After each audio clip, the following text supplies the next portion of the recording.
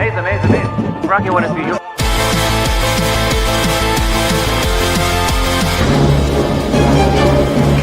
I really don't think they flew 90 billion light years to start a fight. Sunset chill days so long gone, can't bring them back, no magic wand. Counting white cotton clouds, painted on the blue sky's shroud. And yet somehow that way is baked with eternal hopeful flair. Pineapple pizza, Hawaiian ice freeze, yeah. Can't wait to be a free days of you and me. I'm sailing. I just can't wait for 3 days of you and me. He's been cited by Forbes, The Wall Street Journal, Benny Johnson, Timcast, Dr. Jordan Peterson, and even the U.S. government. But soon they'll wake up to see the summer sizzle in me. We're doomed. Will this never end? Dire wolves back and so are you. Oh yeah, Belvedere flying over the moon. oh yeah. And everyone's singing just the right tune. Maestro blasting on the jazz flute. We are all participating in mandatory fun activities. Jelly bean bonus, every flavor in the bag. Super movie star, but first gotta join SAG. Keep our eyes open. Wunderkind, super friend, where are you? Get a search warrant for the near clear blue. It's scooping time.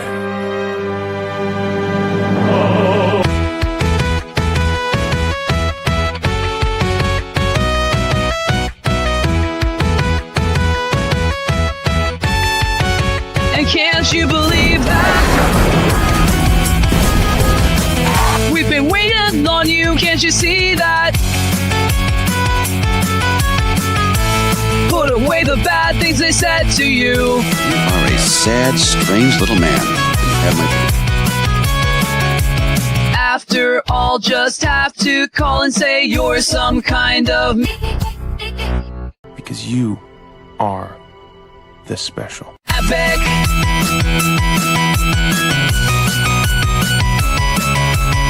Epic, yeah, that's what you do. I'm talking about epic, it's all you know how to do.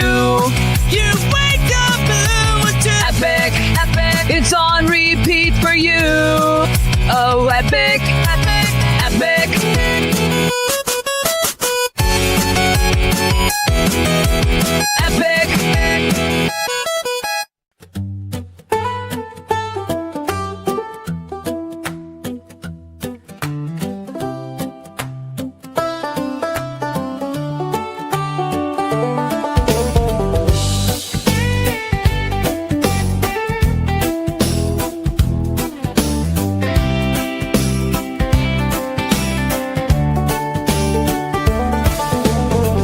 Hear ye, come on, come on, to the never stopping daily strife, and it's called simpler times, they beckon so,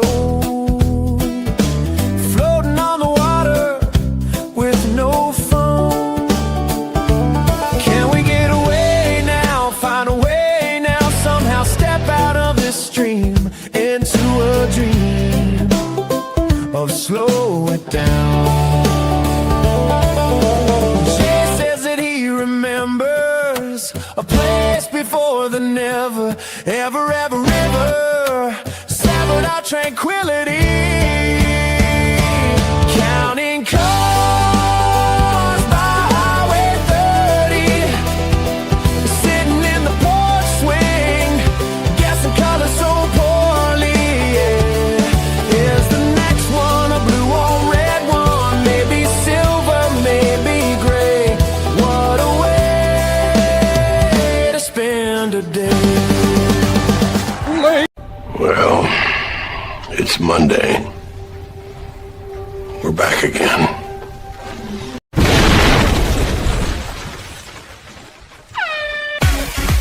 It's Monday, boys and girls, let's party! It's Monday, boys and girls, let's party! And ladies and gentlemen, party we shall, because it's a party across the USA right here on the Pro Channel. Welcome back, one and all, where we heed the call for understanding entertainment each and every day. Hey, Lorne. Yes, sir. You look good, buddy. How you doing? I am sleepy. How are you? I'm having a great one. I'm having a great one. Pro Show neon sign is lit. The lava lamp is lit. We're ready to go. Hey, we should take a sip. Lorne, what you got for your beverage? A water? Okay, that's all right. You know who we should bring in for this? For the click it and sip it? I have an idea. Okay. Hope he's got a beverage. Hey, Wiz. Wiz, you got a beverage? I do have a beverage in my Star Wars cup. See if this works. No, hang on. There we go. Yeah. Handy dandy. All right. What do you got? Coke Zero Cherry. Okay. I'm still rocking shaken espresso. So here we go. Folks, you know the rules here. Click it and sip it. Raise your mug, but first, give a little hug to the like button. We're going to keep that. That's clever. All right. Here we go, folks. Oh, that's good. The click it and sip it, folks. We all sip together, and let's get ready for a great show. We got about 450 of you joining us right now across the Tickety Talks, the Instagrammies, the GeoCities, the ICQ, and everywhere else you might be. Really, we're just on YouTube and X, but we love it, okay? Welcome aboard wherever you are. I don't care if you're on your browser. I don't care if you're on your TV. I don't care if you're using Netscape 2.0. This is the place to go for all of the breaking news and headlines. The Super Jack goal today is one you may say, Pro, what the heck does this mean? What are you talking about? More whiz. Well, here's the thing. About a week ago, maybe 2 weeks ago, we put out a Super Chat goal where if you all, our beloved, tremendous, great smelling, beautiful people, our audience, if you gave us the 50 Super Chat goal, we would make a new intro. Lauren has an intro. Marv has an intro. Culture has an intro.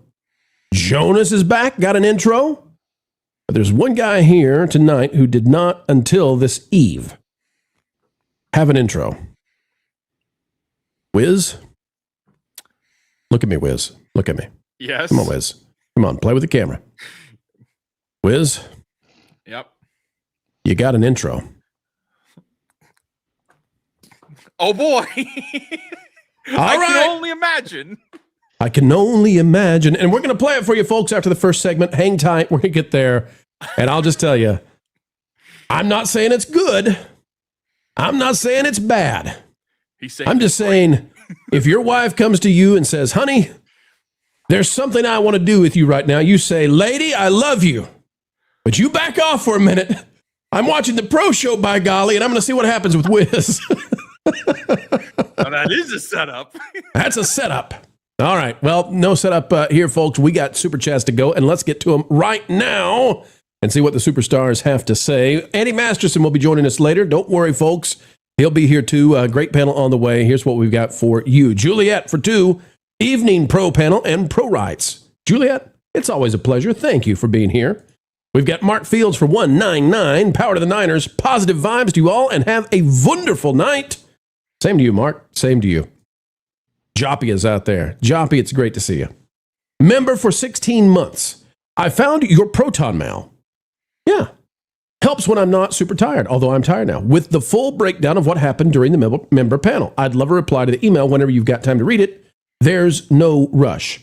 Well, the good news, Joppy, is we're catching up, okay? So, folks, we're about 400 emails behind right now, which is way too many. But we've been doing stuff, okay? We've been doing stuff. And one of the things that we've done, by the way, is we had a little vacay, but not necessarily for me and some of these other guys, but we brought in the peeps who help us out so much and tried to make a retreat, a good time to strategize and talk and do all the fancy stuff that has to happen behind the scenes. And you know what? I just want people to see. You thought that Culture Casino, you thought he was a manly man before. You thought he was a man of the earth. But what if I told you he has the power of water? That is Culture Casino and Jonathan Watson. Jonathan Watson is, of course, famous for being part of the Tolkien crew out there. He covers Lord of the Rings. He's one of the top YouTubers, website channel owners, all that. And so those guys went whitewater rafting, white knuckle, you might say, for anybody but Culture Casino, and he handled it with charm, passion, and dare I say, the rapids were afraid of him. So, Joppy, we'll get to you, I promise, but that's the kind of stuff that we've been doing and why we're a little delayed in the responses to the emails. We apologize, Joppy. We will fix it, I promise. All right, and I'll tell you what, too, Lauren, there's word on the street that you tried a new restaurant. Mm. Hold on, folks. Let's go to it right now. Lauren Connor went to a new restaurant because Lauren is a West Coaster. We've been traveling the East Coast. And Lauren, here's what you had to say about it.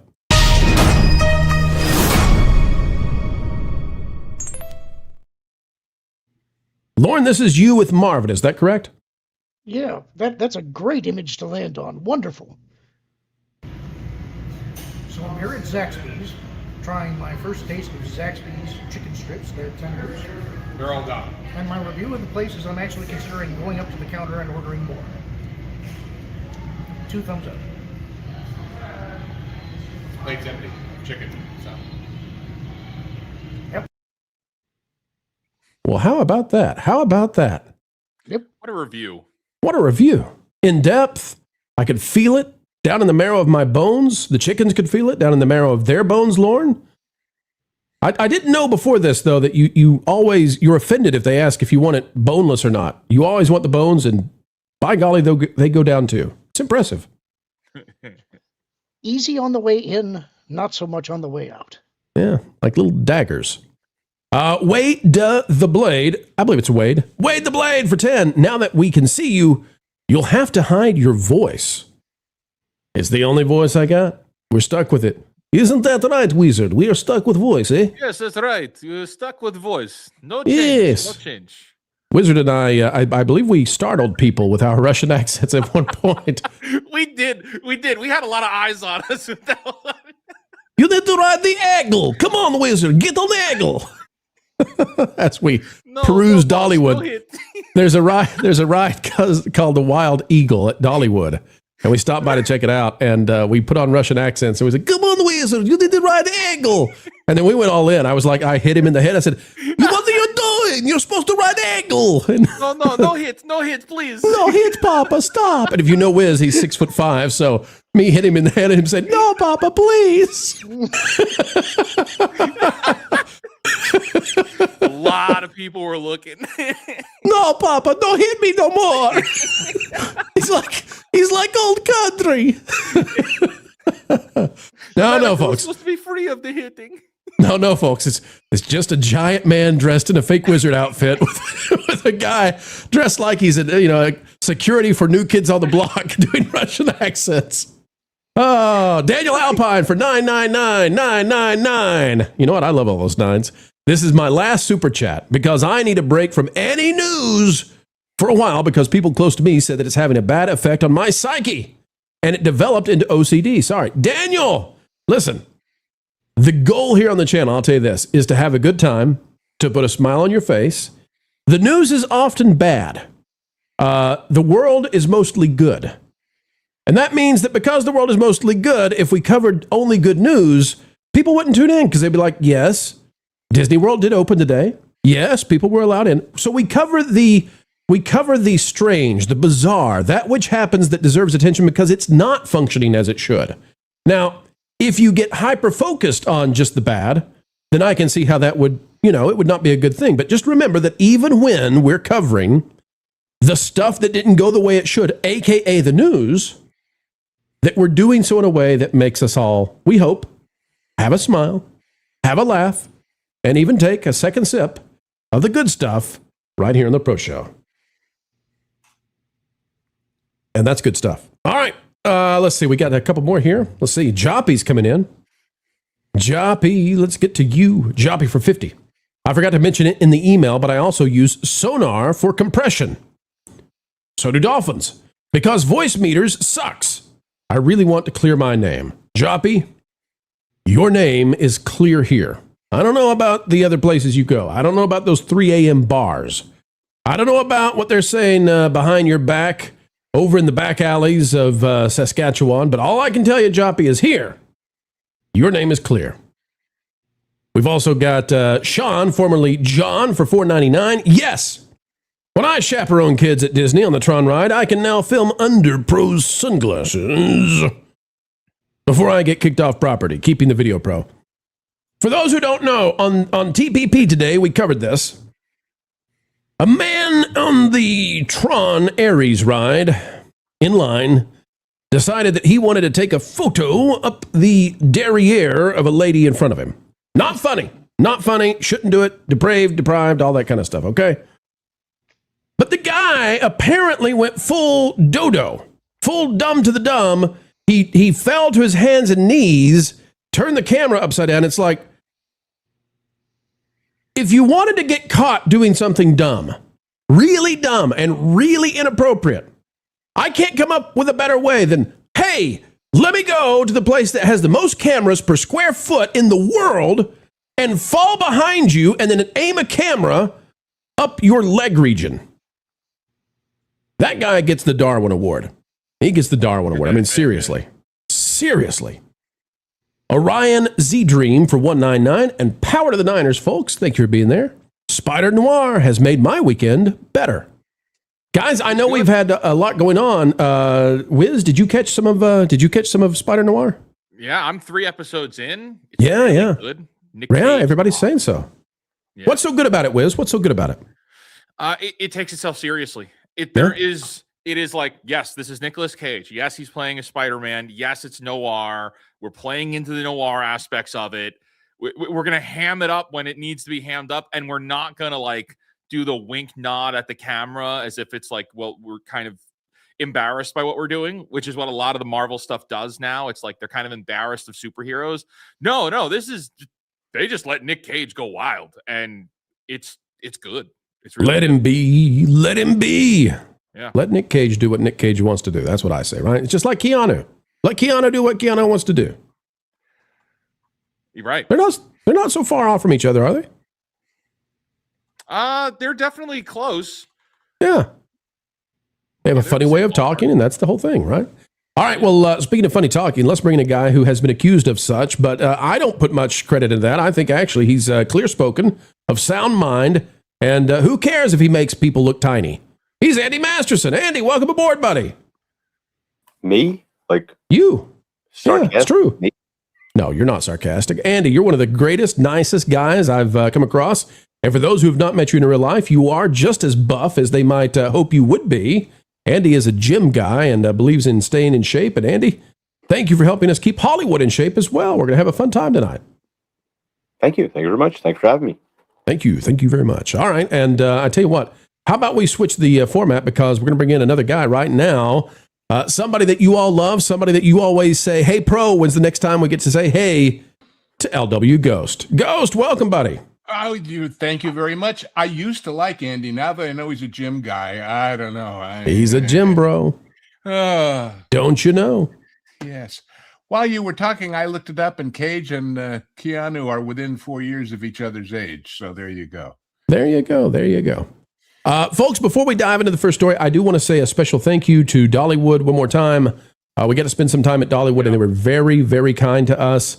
We got to take a photo behind the scenes, and of course, no quid pro quos here on the Pro Channel. We don't accept gifts or favors, but they were very kind to us in giving us the media opportunity to take a look at some of these trophies for St. Jude's, for what's called IAPA.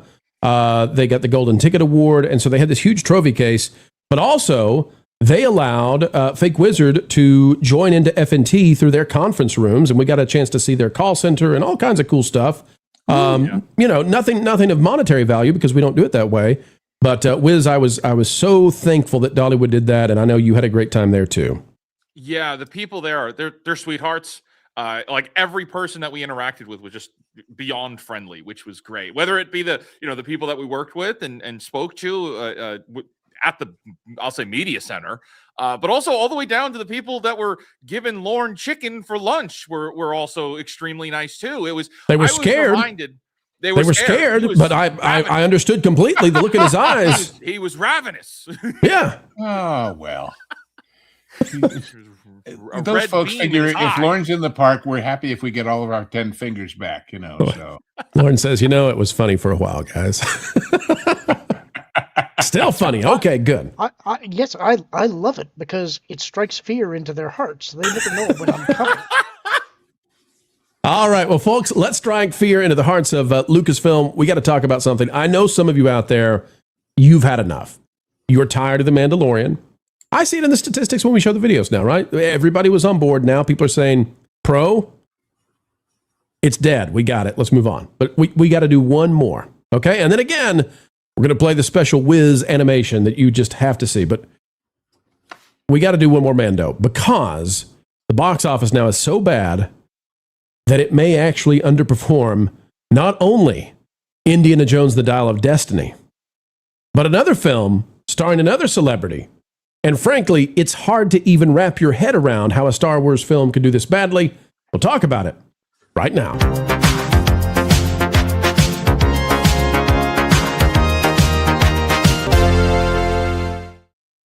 It's unbelievable, ladies and gentlemen, but here we are out of That Park Place and written by yours truly with a Ford-style stretching of the emblem. We like that, eh?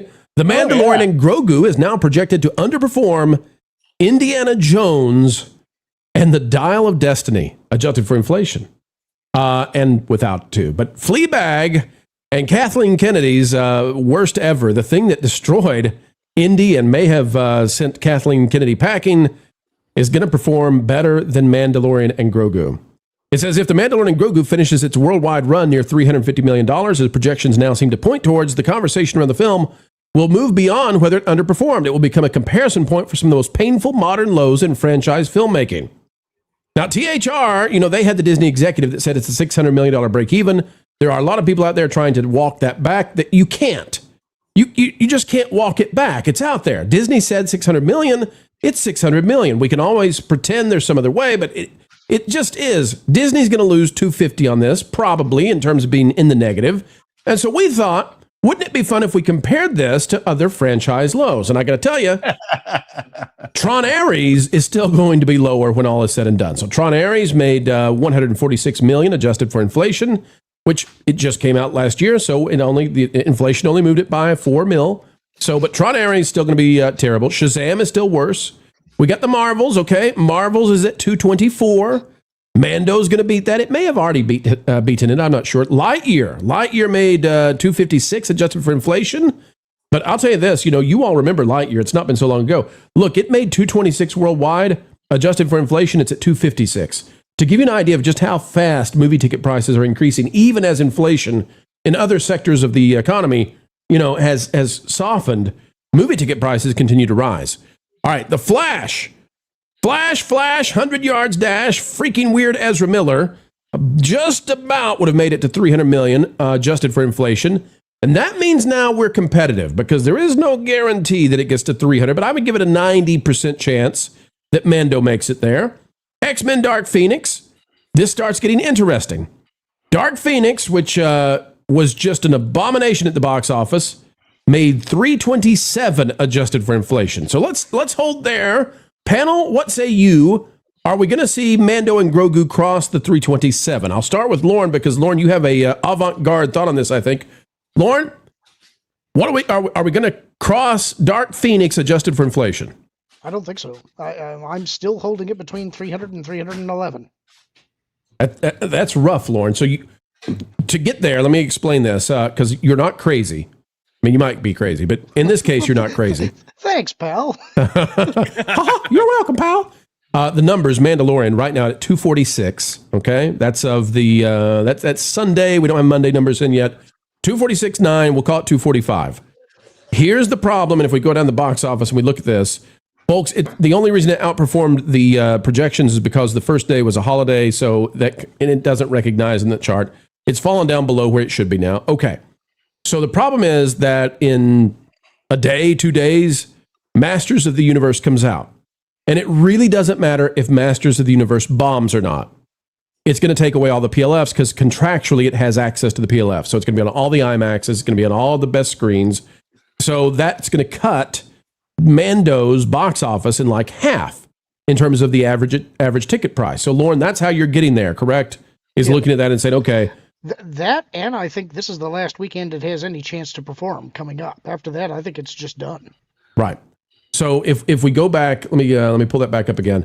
If we go back to the chart to explain this again for folks, 247 is where it's at right now. Okay, 247. Maybe that just updated for us. 247, and if it holds the same number of tickets sold in weekend number 3 as it did in weekend number 2, it would still have something like a 40 to 50% drop because the price per ticket is going to drop about that amount. Does that make sense? Yep. Okay. All right. So then you add on, it may have a precipitous drop in people attending, and you can see we might actually have back-to-back 70% drop weekends. So Lauren's not crazy, at least not on this one. Okay, so Dark Phoenix is now, we're in competition for that. Terminator Dark Fate, adjusted for inflation, $338. And that one might beat it. Per the projections currently that we may have to adjust soon, Mandalorian Grogu is projected to come in at $350. We know that. That means it will fall to The Hunger Games, The Ballad of Songbirds and Snakes, a Rachel Zegler film. That's right. Mando, Star Wars, after 7 years, will fall to Rachel Zegler. Did she get that credit? Rachel Zegler film? Because, I mean... She should say, I'm better than Star Wars now. And then finally, Indiana Jones, The Dial of Destiny. This is going to be the thing we got to pay attention to. If Mando were to somehow break 384, everybody's going to say in the legacy media, they're going to say, well, at least it beat Indiana Jones, The Dial of Destiny. But adjusted for inflation, it's 417, and there is no way possible that Mando makes it there. There's no way. It's not crossing 400. That's out. That's gone. Wiz, what say you? I'm still in shock the fact that we have a Star Wars movie in theaters, and within 10 days, we see a 70% drop. I'm still not over that. So we're talking about like the dollars of where's this thing going to land? We've already crashed and burned. Like we're smoldering right now. We've never been more game over than we are now. And what's crazy is if we check the internet, we check the Google on the internet machine, we're going to see Disney fans in a rare form losing their minds, trying to come up with any possible way to shift the goalpost that actually this is great. This is what Disney always wanted. It's okay. It's not underperforming. People are being extremely disingenuous about what the actual budget was to make this thing. They're still holding that 165 million mark, and then they're saying that, oh, well, this movie, it was more about the merchandising collabs. Oh, it was about the toy sales were more important than the actual movie itself. There's advertising dollars behind this. That matters more. Companies advertising using the Star Wars branding. The Star Wars branding means nothing. No one's going to see this movie. It was a front-loaded weekend. And even then, it didn't do as well as it should have in its first weekend. It should have been way better than it was. But even more importantly, the people who did go, the fanatic fans, the people who I'm going to go see it, I don't care what anybody says, when all of their friends asked them, should I go next weekend? They obviously said no. They said, wait for it to show up on streaming. It's not that great, even if they liked it. And that's huge. The word of mouth fall off connection is there, So who's taking the blame for this is the question I want to go to. This is losing to a Rachel Zegler film. Exceedingly hard to do. It's losing to the most humiliating film in the history of Lucasfilm, Indiana Jones, The Dial of Destiny. It's a 7-year return for Star Wars. Who takes the blame? Because somebody has to take the blame for this. You know how Hollywood works. So I don't know if it's Filoni. I don't know if it's Favreau. I don't know if it's Pedro. It's Pedro. I mean, he's gone, period. I mean, the age of Pedro is over. Doomsday's going to drive that home. But who else takes the blame? Guys, what do you think? Andy, weigh in, please. I'd love to know who you think is going to be the person that takes this, falls on their sword. Does DeMauro have the stones to blame Iger for it? I think that would sort of be... I mean, obviously, it's his fault, him and Kennedy's fault. their egos were the ones driving this. I'm sure that they could try and pull some kind of magical stunt where they take all the kids from the Quality Learning Center and give them a bus day out to the movies and give them the magical tickets, where they just buy the seats. Not that they would ever do that. I think Filoni, this is going to go into his file. So if they need a sacrificial lamb at some point after this, he'll be the one to get hung out to dry. Clearly, it's Kennedy's fault. A lot of these things he had no control over. Not that I'm a big Filoni guy. He's not my cup of tea. But I don't think he should be blamed for this. The whole reason this is doing so badly is because of the state of the franchise. And that's been a project, 12 years in the running. The only thing they put out that was halfway decent was Rogue One.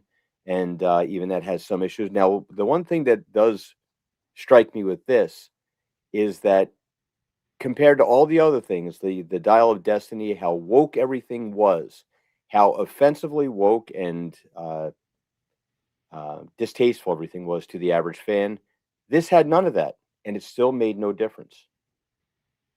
Yeah, and it feels to me, and I was talking with somebody today about this this morning. It really does feel to me like that Star Wars fans are punishing this, like actively punishing it. And I think it's because the message is we're not going back until the sequel trilogy is erased.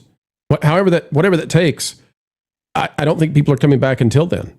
I mean, this is literally a dead end for Disney. They're in checkmate. You can either get rid of the sequel trilogy and the franchise can go on and make you billions of dollars, or you can burn it down. Imagine that you had washed up on a tropical island, Okay. and there you saw a number of natives with spears and masks and fearsome-looking things having a barbecue. Is this an Indiana Jones starter here? What are we doing? No. I'm just saying, while you might think it may be a good idea to go up and introduce yourself as a new neighbor, being as they're already stoking flames and have spears, there's a good chance that you may be the one over for dinner and not to consume it. Right. And that is where this is at right now. Now, I think it's important to examine the way that you're asking this question. Who takes the most blame in the media? Which I don't think is what the chat is really keying on. You think they just believe it's who's responsible, not who the media will blame? Because right. There's a whole other meta game to this, right? The meta game is who does it advantage the industry and Disney? Who does it advantage them to blame? It's not who really deserves the blame. Who do they get more out of blaming? Right. And the fact of the fact of the matter is, Kennedy is the most responsible, but Filoni is the current CEO. It's not going to land at his feet. Poop rolls downhill. They're going to pin this on Jon Favreau. Oh wow. Okay, I really wasn't going to go there. I'm shocked. Yeah. I tell you that of all of the analogies Lauren would use, he uses the one that ends with the punchline, "It tastes like chicken." Lauren will tell you it tastes like pork, which It actually, yes, men taste like pork. How does he know? I question everything about Lauren. Okay, wait. Wiz, go ahead, Luke. Go ahead. Look, there's plenty of blame to go around, and that's why both Iger and Kennedy left before the Mando hit the fan. They didn't want to be standing there when this happened, and they knew. They had to know.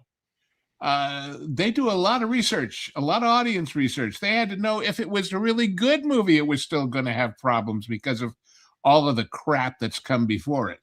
Right. So, now, blame? What blame? We're moving on. The question is, what do they do next? That person will make the blame or not blame game work. So the chat is wanting to know about the Simon Kinberg trilogy. Are we going to cover it? What do we think about it, etc.? And my answer to that is, I don't think it's real. I think it's as real as a Rian Johnson trilogy. I mean, maybe it's a very pathetic attempt to get some other kind of story going in the face of Mandalorian, but I mean, you can't make a trilogy after the sequel trilogy now. And even the actuaries at Disney, when you go in and make the pitch, they're going to say, no, No, wait. I mean, can you imagine the Ray movie now? I mean, he's like, can we make it for a nickel? The way you phrased that sounded like a pleading question, which made it more comedic. Yeah. You want to do what? So the sequels have to go. The only thing I think they can do, and by the way, I don't think they're going to blame Favreau because I think he's too useful to them, and he can go and be an enemy to them if they do that. So, but the only option I see on the table for them at this point is Luke Skywalker, Jedi Master, and I don't know how they're going to do it. And I don't think as long as the sequel trilogies exist, people will still tune into it. But that's it. They either give people what they waited 30 years for, and this is, folks, this is what you need to understand. Disney executives, look at your friend Pro. I am your friend. I am your doctor. I want to rid you of what you've been dealing with, okay? I want to help you make lots of money. Money, Disney. They waited 30 years for Luke Skywalker to be a freaking Jedi Master, and you didn't give them that. And they're angry. And you can either give them that and take away the other, the Jake guy, or this whole franchise is on e-brakes for the rest of time. Wiz, true, false, negative? I think Wiz is going to blackpill this. I think you're close, but I think I think people want an apology, and it's and deleting the sequel, the sequel trilogy, I don't think is enough of an apology. People are at the point now, just across the board. We're sick of corporations getting away with things like this forever. It's not just entertainment. It's not just Disney. It's people are fed up with feeling like they're being taken advantage of. And I think deep down, people want to see Disney shamed and paraded through the streets. And I think even if you were to drop a Luke Skywalker now, it's too little too late. You're not going to get people back. The trust is gone. And I don't think that's a matter of black pill. I think this is just people unknowingly being like, you know what?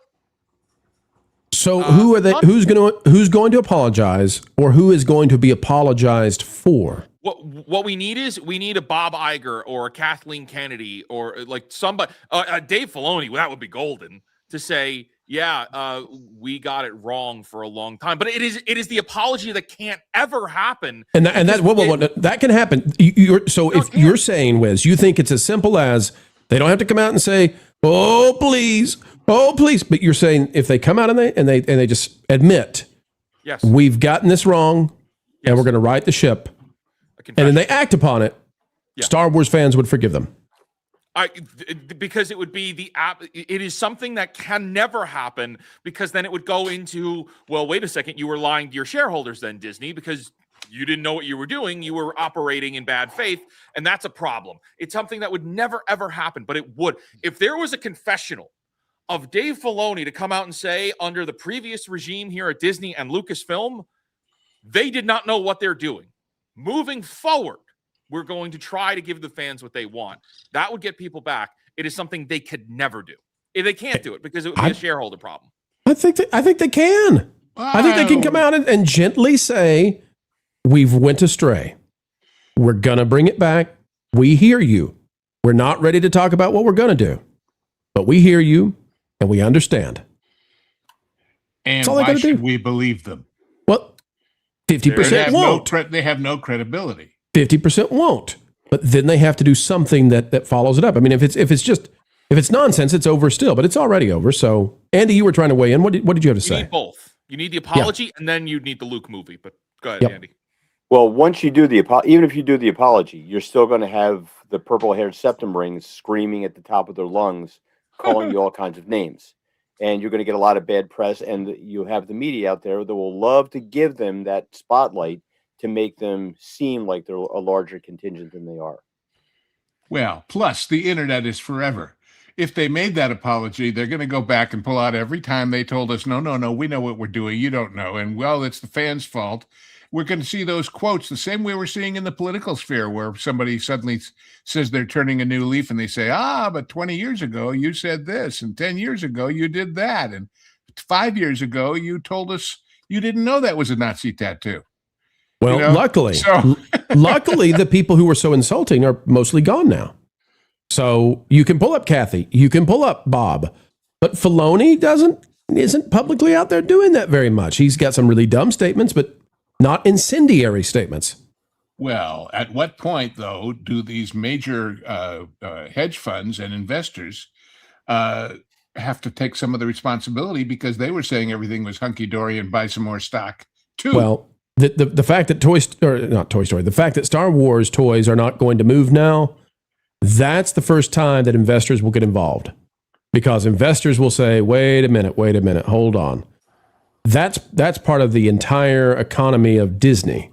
So, and the other thing is too, and Andy, if you want to weigh in on this, because I know you're a toy expert, what gets the attention of the investors, which is a completely different thing than fans, is the idea that what if this happens to Marvel in December, and what if those Iron Man and Doctor Doom toys don't move off the shelves? What if whoever Chris Evans is playing doesn't move off the shelves because we couldn't turn him into Captain America? What's going on? And now they're going to start making phone calls and saying, by George, you better fix this, because both boy brands are not going down. So they're going to be hearing from Hasbro. They're going to be hearing from their other partners, Walmart, Target, Costco, et cetera, saying, you fix it and you fix it now. And then the pressure comes on Filoni from the C-suite from Disney.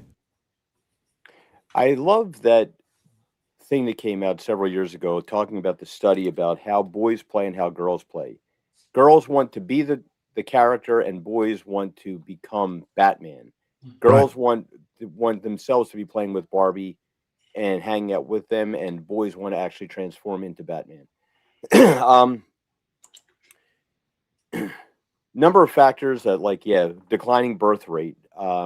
We don't have kids that play with toys.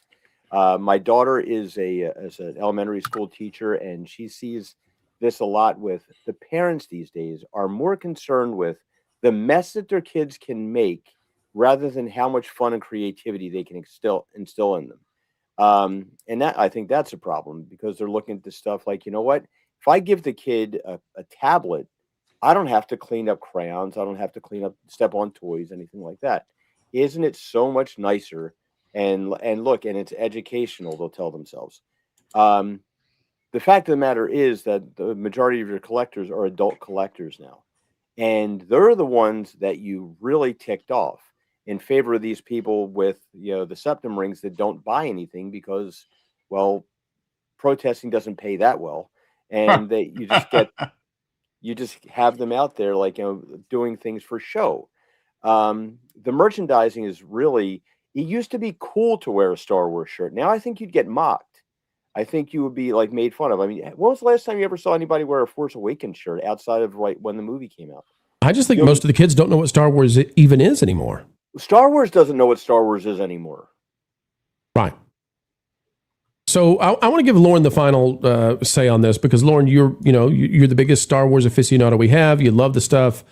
What do you think in terms of where do we go from here? What's the solution for Lucasfilm at this point? Do they do the mea culpa? Are their backs against the wall to the point now they have no other options? Well, other than letting it die, you mean?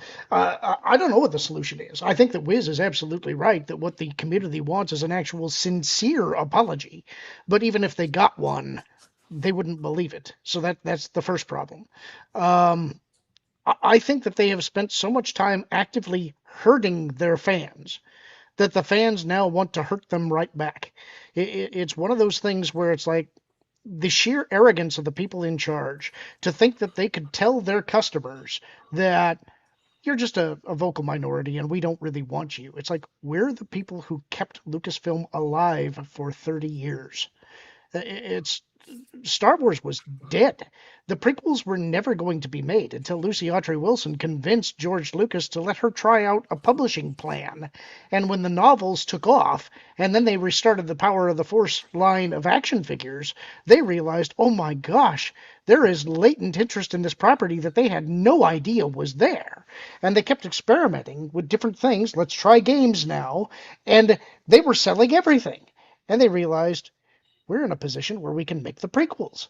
And that's what George did. And let me tell you about merchandising. Nothing will ever eclipse the merchandising that they did for The Phantom Menace. Andy can tell you all about that. Merchandising. Spaceballs even made a scene about it, right? Yeah, but I mean, Yeah. at that point, ILM was just a contract studio for other people's movies. Yeah. None of this stuff ever would have come back if not for those people that Kathleen decided she didn't need anymore. That's right. You know, it to me, it begs a very interesting question. Maybe I'm wrong, but see what you think. So much of the content has been about Disney Plus. And we've talked in the past about the opportunity cost of doing Disney Plus as opposed to just sitting back and licensing all of Disney's content to these other people like Netflix and what they would have saved as far as not built. What if that had happened? Would 90% of this stuff that disappointed us ever begun to get close to get made if it had to be a feature film to get made? It's a great question. Disney Plus has triggered the downfall Yes, of the Walt Disney they're Company. connected. They're Well, absolutely connected. has there ever been a movie that was a converted season to a TV show that was successful? Or has there ever been a TV show where the finale is a movie instead of the TV show and it's successful? I mean, I can't think of any. So this was a crazy idea from the get-go, right? The only TV shows that I can think of that got turned into features is when they used to recut TV shows to be overseas features. They did it with Columbo. They did it with Man from U.N.C.L.E., where they'd take 2 or 3 episodes and put them together and release them in theaters in places where there wasn't the huge built-in television presence. But not something like this, not a culminating event like a big finale or a big denouement of a long, ongoing, beloved story. So, yeah. Well, the other factor is too that back in the old days when you had 3 channels to choose from, you had a lot of viewers that would tune in for just those things, and you could take a property like that and put it out there. Now there's so many choices out there that you can't get a big enough audience on one show. I mean, when they have had those big moments like Stranger Things, it usually lands. Game of Thrones is like the worst case scenario, and everything is like moving up in small increments of suck just above that. There's nothing. Stranger Things didn't do it. It's like you had, even with John Wick, you had the Continental show on Amazon Prime that didn't do that great and wasn't, and the Ballerina, which is kind of lackluster, but it's still probably a viable franchise as long as you keep it nourished correctly. Well, there's one thing about it, folks. Now it seems certain Dial of Destiny will beat The Mandalorian. So will Rachel Zegler. And it's now in competition to try to beat Dark Phoenix. Who ever thought that Star Wars could land so low? Well, Kathleen Kennedy put it here. And the folks who told you if you don't like it, go watch it, it turns out you listened to them. And they're getting exactly what they wanted.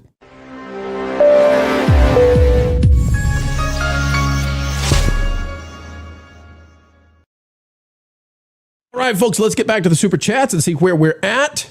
Let's see. We got a lot of super chats, and then we got a whiz thing coming up. That sounds odd, doesn't it? Nat Steeler for 5. This is disturbing. I hear Casey Kasem or even Dick Clark, but I see Timu Beardo. Please go back to the avatar. We do not need more Mo Zamboni clones. I don't think listen, I don't look like Mo Zamboni. My face is wider than Mo's. Mo's got a narrow face, right? Eh? We need more wizards. That's what they want. More wizards, please. I agree. Joppy for 100. I just mean that I've got everything set up for SM7B, but for some reason StreamYard seems to have chosen the webcam microphone, which is without filters, without gains, and not set to default. StreamYard sucks. Well, I can tell you, you know what, actually? I started to slam StreamYard, and I'm looking over at the live feed right now, and we're not having terrible resolution loss like we typically have. That's in the weeds, eh? Thank you, Joppy. But yes, StreamYard has been struggle busing big time to the point we've... Mod. Yeah. Joppy. Tried voice mod. I want to know, do you have lava lamps in different colors to coordinate with your t-shirt? Wouldn't that be fun? I just noticed that. I always thought it would be fun if a lava lamp was like the LEDs and you could switch the lights. But I guess the wax itself is already a color. So Have you considered a multicolor baton? Wizard right now is taking notes. He's like, all right, lava lamp brand lava lamp. No, that doesn't work. I still think you're AI until we have different lava lamp colors. Darn it. Someone Ned needs Steeler. to buy Pro the Pedro baton. Yes. Boy, oh boy. The summer we're not sizzler. We're not licking the popsicle. Ned Steeler, remember, for 4 months. In the words of the Velvet Fog, don't ever change. Bucky Cat is out there. No, Clarkson's Farm, season 5 starts Wednesday for $1.99. Power of the Niners. Love Clarkson's Farm. Can't wait. Bring on season 5. Patrick Getaway for 5 says, let's talk about the Backrooms instead. Was number 1 at the box office. So we've talked about that. That was this morning's video, I believe. And we talked about the fact that these things were made total. The 2 top films, if you put their budgets together, $11 million. Now, you think about the return on that. I mean, we are now dealing with films that are something like 100 times less expensive than Star Wars and are trouncing Star Wars. So when we told you, remember Pro saying the age of the new media is here? You remember me saying, oh, we're going to get to this point now where the new media is going to conquer the legacies. It'll be YouTubers dominating the box office. And here it is. Here it is. It's happening. And it's going to get bigger and bigger and faster, more and more. Get ready. And by the way, those movies are saying we don't need no stinking IMAX. IMAX? We don't need no stinking IMAX. They're not making all that money on expensive tickets. We don't need no stinking IMAX, man. Yeah. Stone Racket's out there for 5. I need some more rocket news, Pro. Thank you for that video on Elon Musk, and a very special thank you for your Marsha Lucas video. Yeah, Stone Racket, we never know how those videos are going to do. We put them out there because we think they're really important. So I don't, if we cover something like Elon Musk winning, like in a way that nobody wants to discuss, the problem is people don't even know what it is. So often they won't click on it, but we have to get the conversation started. So we do that because that explosion, that Jeff Bezos explosion has really changed the entire race when it comes to SpaceX and the IPO and all of that. And that's going to have a dramatic impact on media. And nobody's talking about it. We're going to start that conversation. We got R.R. Smith out there for 5. Lou, are you still going to have your show, even though you're not going to show your face? Love your show. Well, I mean, it's not just my show. I do shows with all of these guys one way or another. But no, I'm not going to show my face. The Hollywood Backlot with Lou and you is I think, what they're talking about here. Lou. Well, we just didn't do it this week because we had such special festivities going on. That's right. We had fun festivities, folks. Fun festivities. We've got John Maynard for member for 31 months. John, it's so good to see you out there. The king of the 7 seas around this place. Josh Tomorrow and Filoni should grow some stones and sue both Kathleen Kennedy and Iger for damaging the Lucasfilm and Star Wars brands. I don't know how you sue. I don't know how you sue over that one. There's this little legal thing, John, called standing. Right. And it means when you sell everything to somebody else, you have no standing if they screw it up. So, You know. We got Ted Park out there for 10, says, I think the previous movies have left such a bad taste that they needed something amazing to get viewers back. They definitely misunderstood the moment. So a TV show and a mid TV show movie was not what they needed, right? You could not, okay, consider it this way. Let's pretend that we're talking about Disney when they had to have the Disney Renaissance, which was The Little Mermaid and then Beauty and the Beast, etc. Around that same time, DuckTales, what was the DuckTales movie called? Legend of the Lamp or something? What was that called? Yeah. It's a straight... I think it was Legend of the Lost Lamp, yeah. Legend of the Lost Lamp. It's a fine little movie. You could not have kicked off the Disney Renaissance with DuckTales, Legend of the Lost Lamp. This was Star Wars, Legend of the Lost Lamp. It's a fine little movie. But you can't kick off bringing back Star Wars with this. It was doomed. It was destined to fail. There's no way to pull that one off. Kate Noel's member for 1 month. Luke was a Jedi Master, and Disney thought that out. Threw that out. Yes. And actually, yes, but also no. And this is one of the things I want to... You're gonna be mean to George, aren't you? I feel it. You're going to be mean to George. Lauren's going to go all Reddit on us. Hey, folks, we're out. This is the Lauren Show for a little bit. You throw the tomatoes at him. This is kind of the painful thing. If you ever saw The Art of the Force Awakens or The Art of the Last Jedi books that they put out, they did pull a lot of concepts for what became the sequel trilogy from his script treatments. And one of those was that, yes, Luke was going to be a hermit somewhere else. He was going to be a Colonel Kurtz-style character who had lost his idealism and possibly his sanity. That was in Lucas's drafts. It's one of the reasons why I think that when people say they want the Lucas treatments, be careful what you wish for, because I don't think you would have been satisfied with those either. As a duly designated representative of the city, county, and state of New York, I order you to cease any and all supernatural activity and return forthwith to your place of origin or to the nearest convenient parallel dimension. That ought to do it. Thanks very much, Ray. I don't know why that clip works there, but it does for me. Gilliam is out there for 5. Thank you, Wiz. Apologize, Disney. AI, Kathleen Kennedy, weeping and begging forgiveness in front of Starfighter, and I'll show up. An AI KK? No, get the real KK. Oh, wait. She's not going to do it. And Joppy, good Lord, Joppy, what are you doing for 500? Joppy, we love you, buddy, but don't hurt yourself. My eyes are hurting from the strain, but one more. Get rid of everything, Skywalker, Palpatine, and create entirely new story in Star Wars in a time of futuristic modern society, mainly with lightsabers and a classic formulaic structure. Back to basic storytelling. Lauren, what do you think about jumping way ahead in the timeline, so far ahead that nobody even knows what the sequels were or the Jedi? And what do you think about the idea of pulling off something, I hate to say this, kind of like Avatar, where you jump so far forward that now the technology is really different? Well, in a way, that's kind of what I've been wondering if their plan is with Starfighter. You're not jumping way into the future, but I think you are probably jumping into a different area of the galaxy if they are being truthful about it not connecting to anything else. I think they want to experiment a bit and see what is it that the audience is precisely opposed to. I think that's why I think that's why the Mandalorian and Grogu is the first movie that they put out that didn't have a girl boss, that didn't connect to the sequel trilogy. Do people accept that? Well, no, the answer is no. Now, that's not because of those elements, but they rejected that.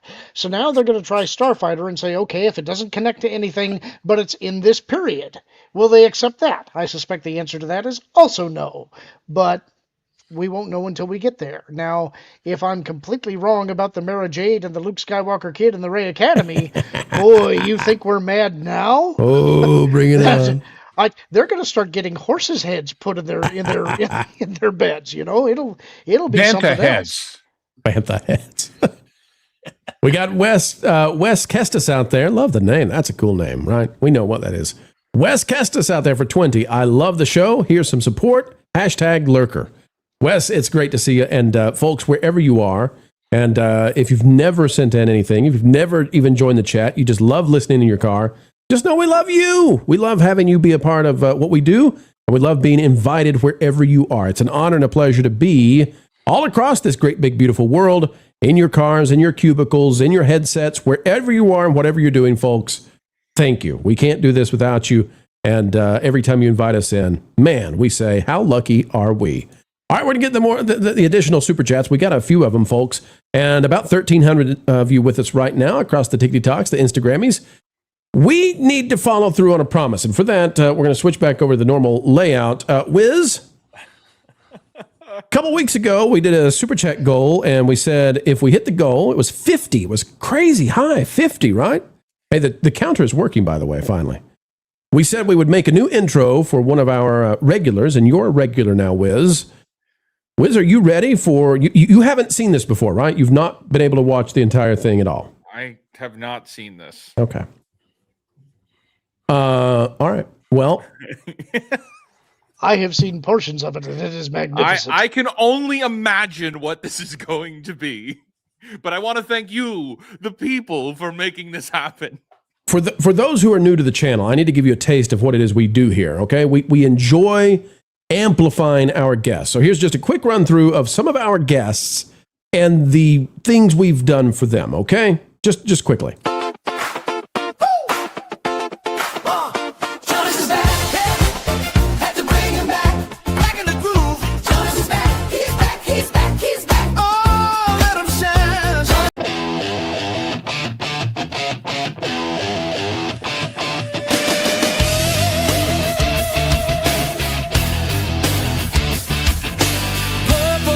Potatoes, fried green tomatoes, arugula. Hey, what's up? When injustice strikes, I strike back.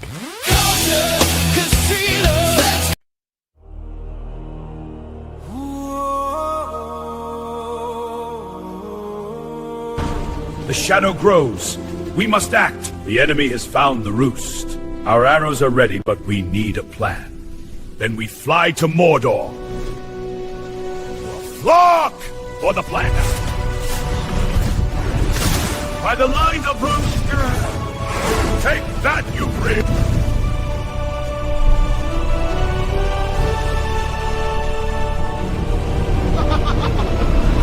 What have they done?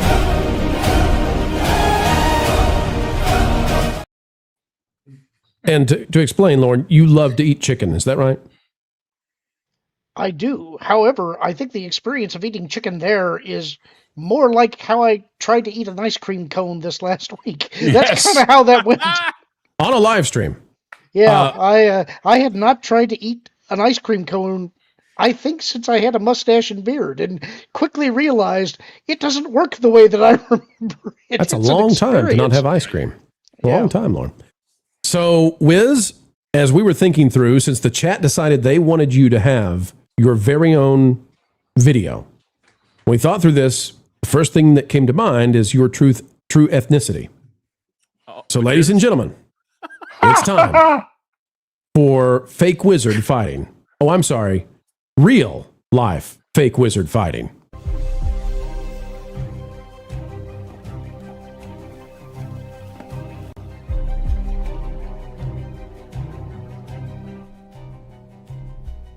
I know why you have come, real-life fake wizard.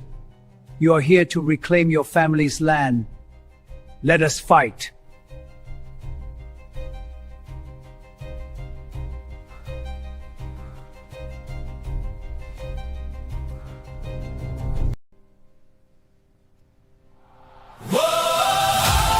Fight.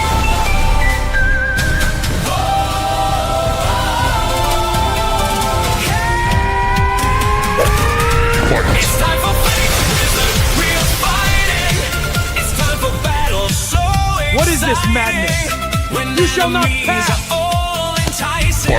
Real fake wizard, bring the lightning. You thought thumbnails were amazing, but you didn't think he could bring down the big boss in low budget Tammerwood. He's a macho man. We got your hands. Roundhouse kick will do the trick. Hit you with the Gandalf stick. Let's get to real life fake wiz fighting. Let's get to eye gouging and biting.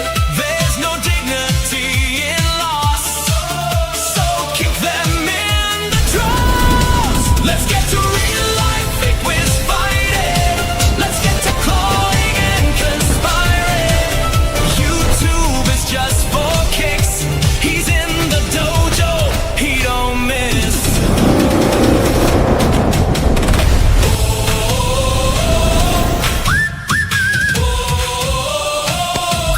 Here, taste my wrath!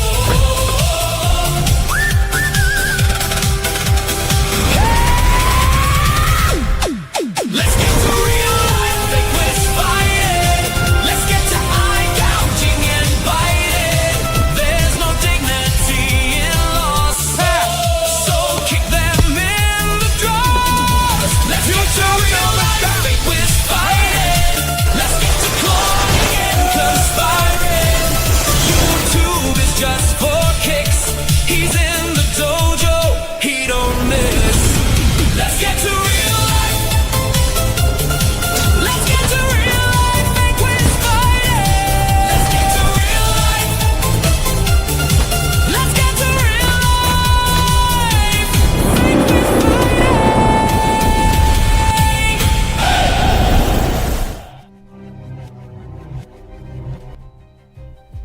You win. I know.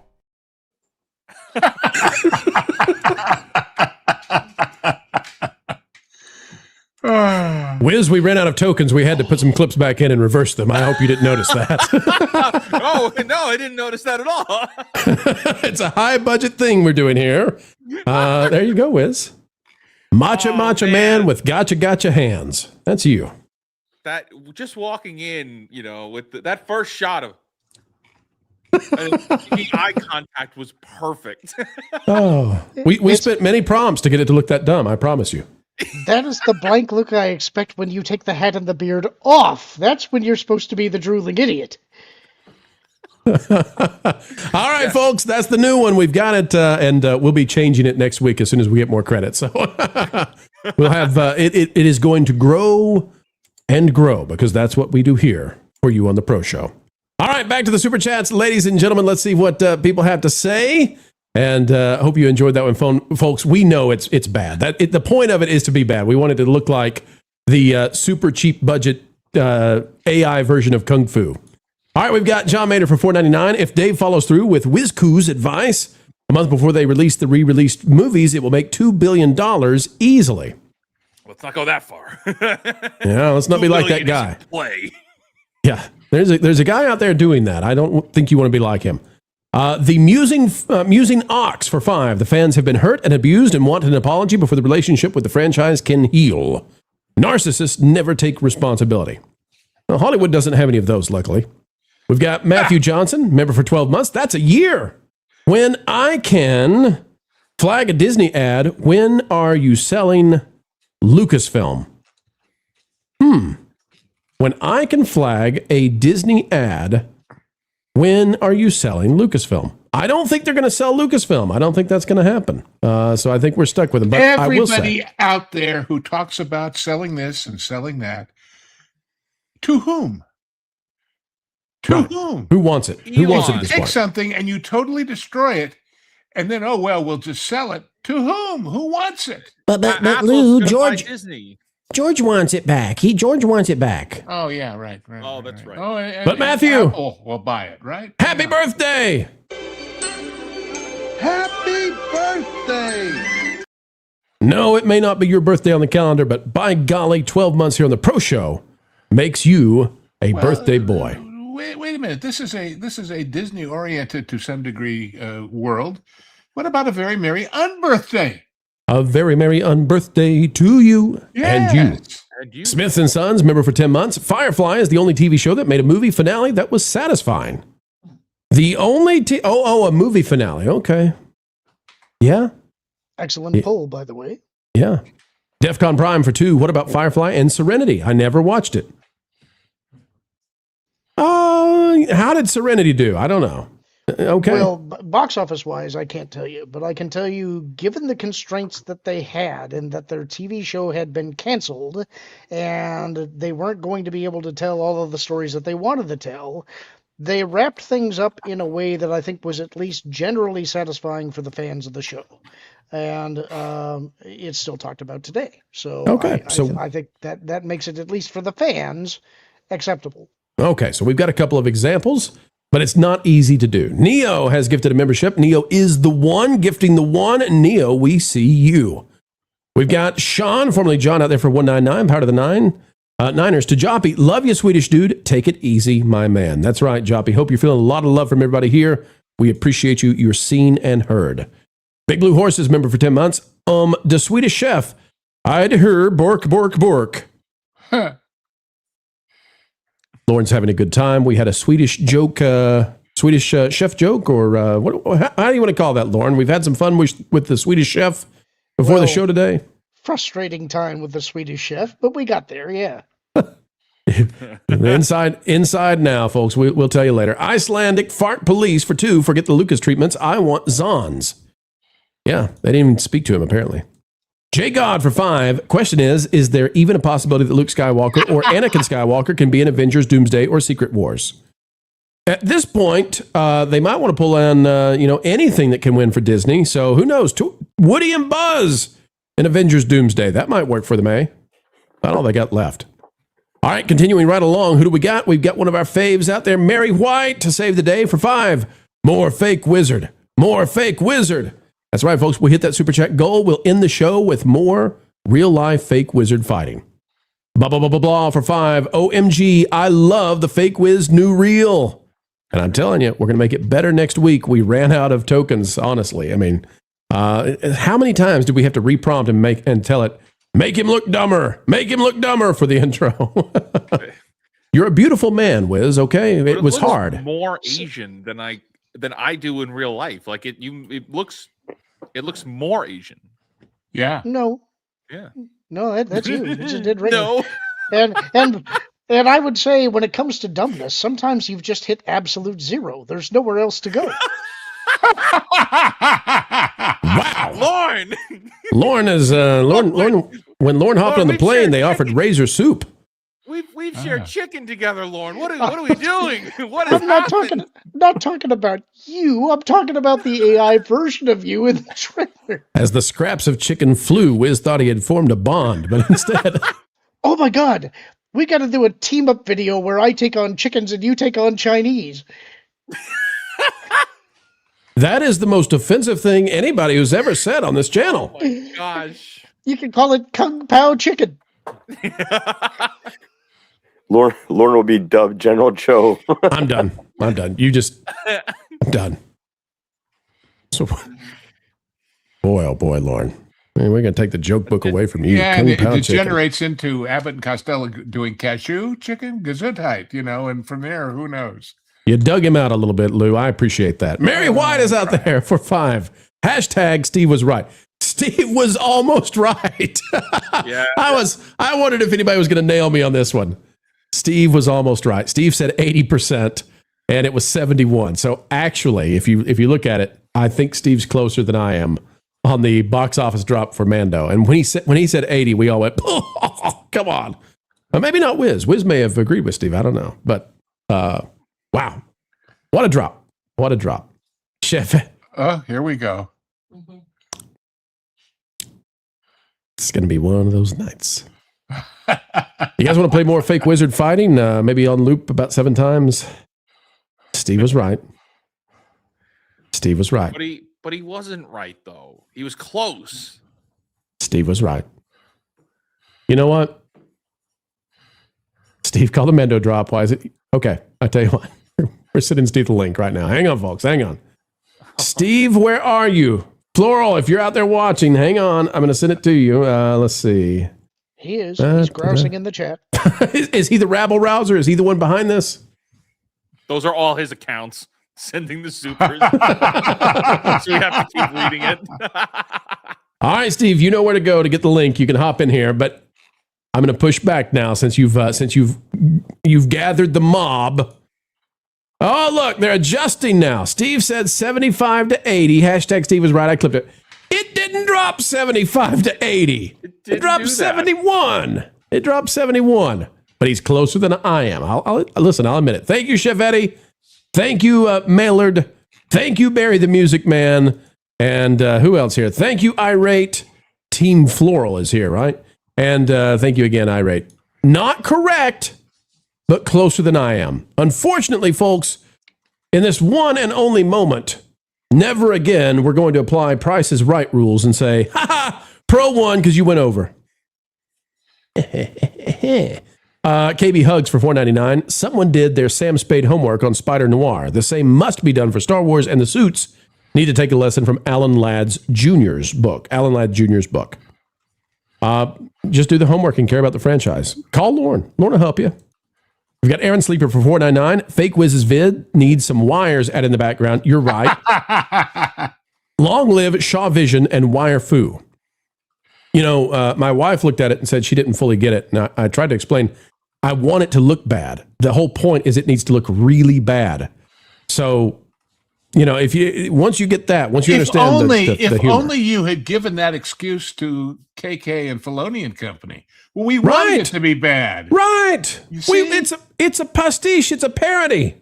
Patrick Getaway for $5. Wiz's clip should be set to Kung Fu Fighting. Definitely worth it. Patrick, we agree. No. YouTube does not. No, we got to get the trap music from the Assassin's Creed Shadows trailer that plays behind Yasuke, where it's like a hip hop beat, but with like Asian music.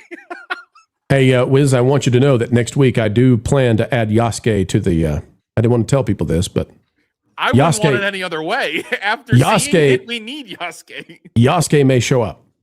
We've got Douglas Nutt for $5. Didn't Steve go over? So no points. Exactly. Thank you. Thank you. He does not win the World Showcase. You guys are trying to nothing. Cheat. You win nothing, sir. You lose. Good day. You know, that's the way it is. You get Nothing. You lose. Good day, sir. Paul 120 for $2. You guys aren't always 100% either. We're 101, sir. 101. As a volunteer sheriff, I can look up anyone's psychiatric records or surgical histories. And this man has one. Share my screen right now. What are you talking about? Share my screen. What are you talking about? No. Share You it. gotta Share it. You mean? Hold on a second, Lauren. Have you checked this? Is he gonna hit us with another copyright thing?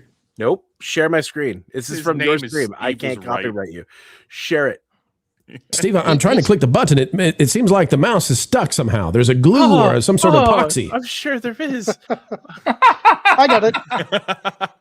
What is this? Insane. This is clearly not real. Look at how culture. He's AI'd culture. That is not culture's Yeah, beard. yeah, that's not the real culture. Let's just listen. Play the clip. Mandalorian has a 75 to 80% drop. Sorry, what was that? 75 to 80% drop. It didn't drop 75. What are you talking about? If we are playing Price is Right, you losers lost everything. I'm still in the game. Hold on a minute. Wait a minute. Whoa. No, Lauren was sleeping on the couch. Price is Right? Lauren was sleeping on the couch. Different If you go over in Price is Right, that's how you lose. Okay. You went over. I said 75 to 80% drop. It was 69 to 72%. I'm 3% away. Over. Win. 3% over. What are you coming at him mad? I already told the audience. I said he actually got closer than I did. We can't believe it, but he got closer. What? All right, You guys were ladies and gentlemen out roasted. there, did you ever think that arguing over statistics on how badly it flopped would be more entertaining than the movie itself? So, Steve, I want to ask you a question because I never made a prediction about the percentage drop. I made a prediction about the total tally when the thing bows. So, you and I are in alignment with that one. Like I said, I think it's going to go sub 300, and you said 311. That was your direct quote. 3 to 311 is where I'm at. I think it'll cross the 300 threshold, and it'll be between 300 and 311. I don't think it'll be above that. I don't think it'll be below it. I think if it goes, my God, if it goes below that, then okay, but you're putting it over my face. Okay, so here's the thing, okay, guys. You Mike Wazowski'd him.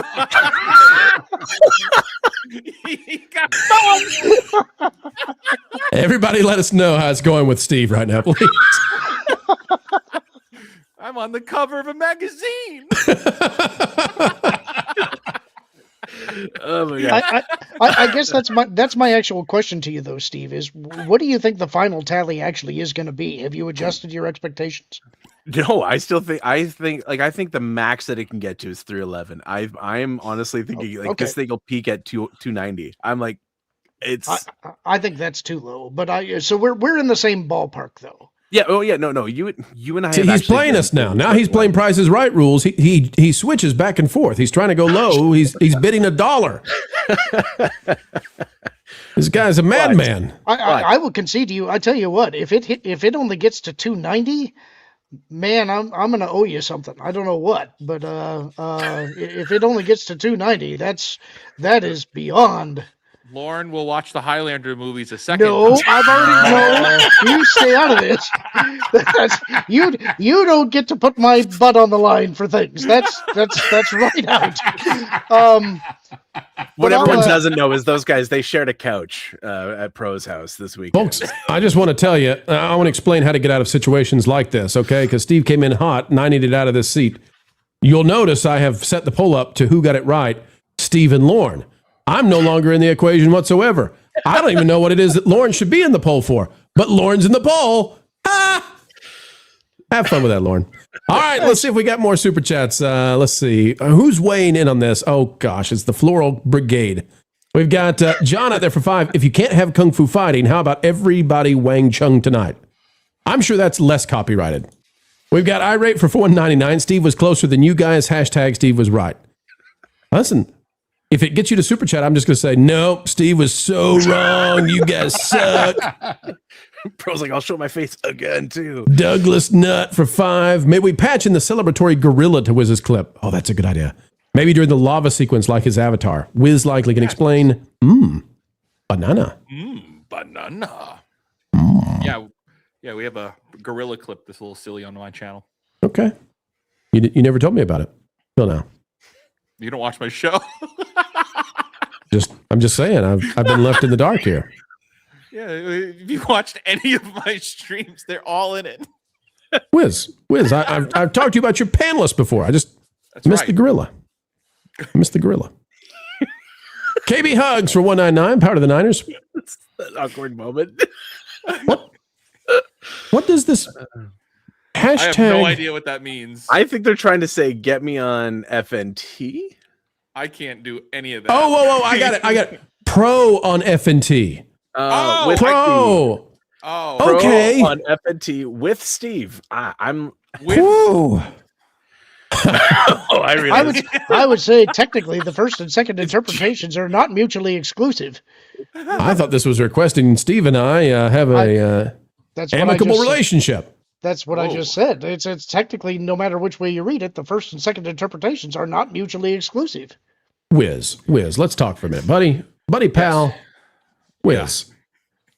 I watched all of your Angel Studios coverage. I thought it was glorious. I sent it to everybody. And there wasn't a single gorilla. Not a single gorilla in that Angel Studios video. Not a gorilla. How long have you been doing the gorilla? Maybe 2 months.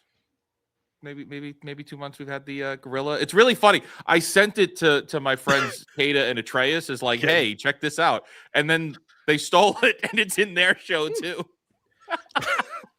So you're saying that you consistently have shown the gorilla in every episode for 2 months? Pretty much, yeah. Yeah, that's actually I'm gonna see if we could get it. I'm gonna see if we could play it. It's before do you play it?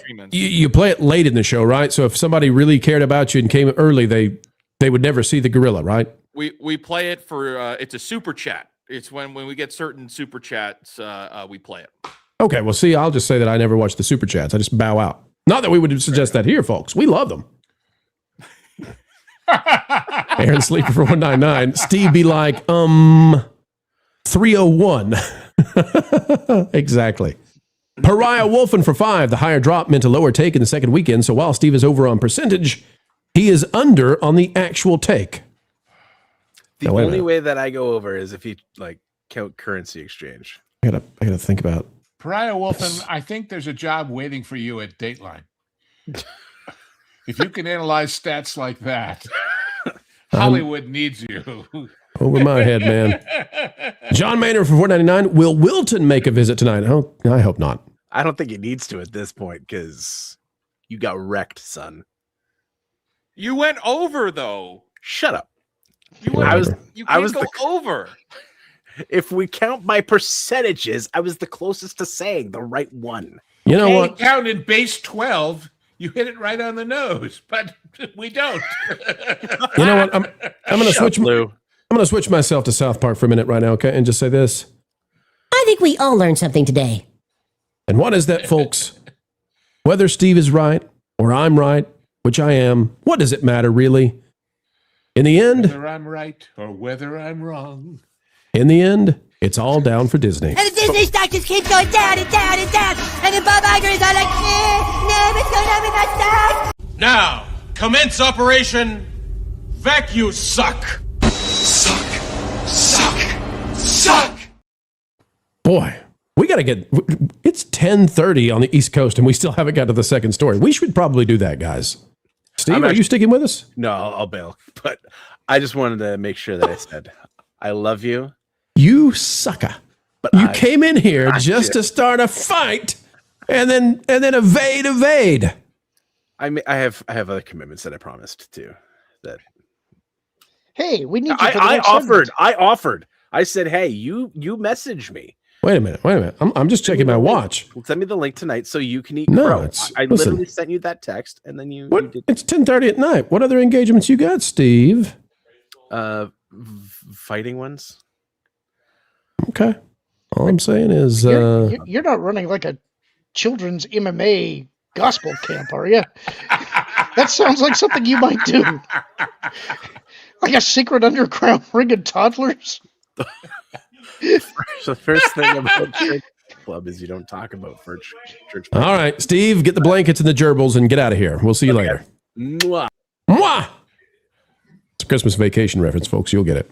And you'll know what that was about.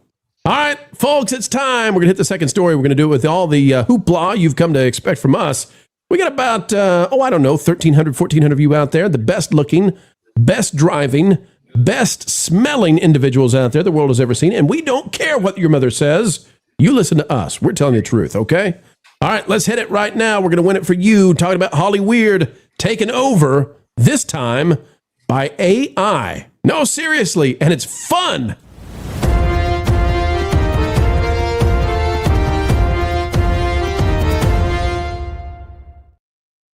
Artificial intelligence is taking over the entire political space of California. And ladies and gentlemen, this is so much fun, I can't even begin to tell you, because this is entertaining and suddenly politics is fun again. It's actually, well, you'll see. Here's an AI ad that is out there running in California by one of the independent candidates, and it goes after Karen Bass in a way that you just have to see. We'll play it for you right now. Everything is awful. Everything is hell when you're part of the scene. Karen Bass is awful and burning down our streets. Dirty needles, human waste. We just named two awful things: a stolen car, a burned down house. You know what's awful? Everything. Mom's in shock, hit the locks. A camp of addicts down the block. Lots of tents, a very big mess. Awful scenes are not the best. Camps, traps, and crap, they're awful.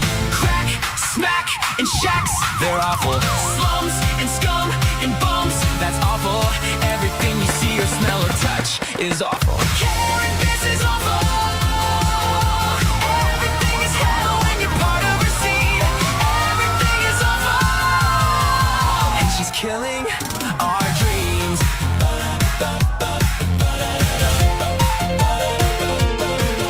Wait, somebody's fighting back now. Standing up and taking flack now. Spencer Pratt lost everything. Watch the flames take everything. But instead of looking down, he's exposing this whole town, calling out the corrupt machine. Somebody's gotta clean this scene. Let's go! Truth, proof, and receipts. Not awful. Okay, that's enough of it. Boy, that's fun, though. Yeah.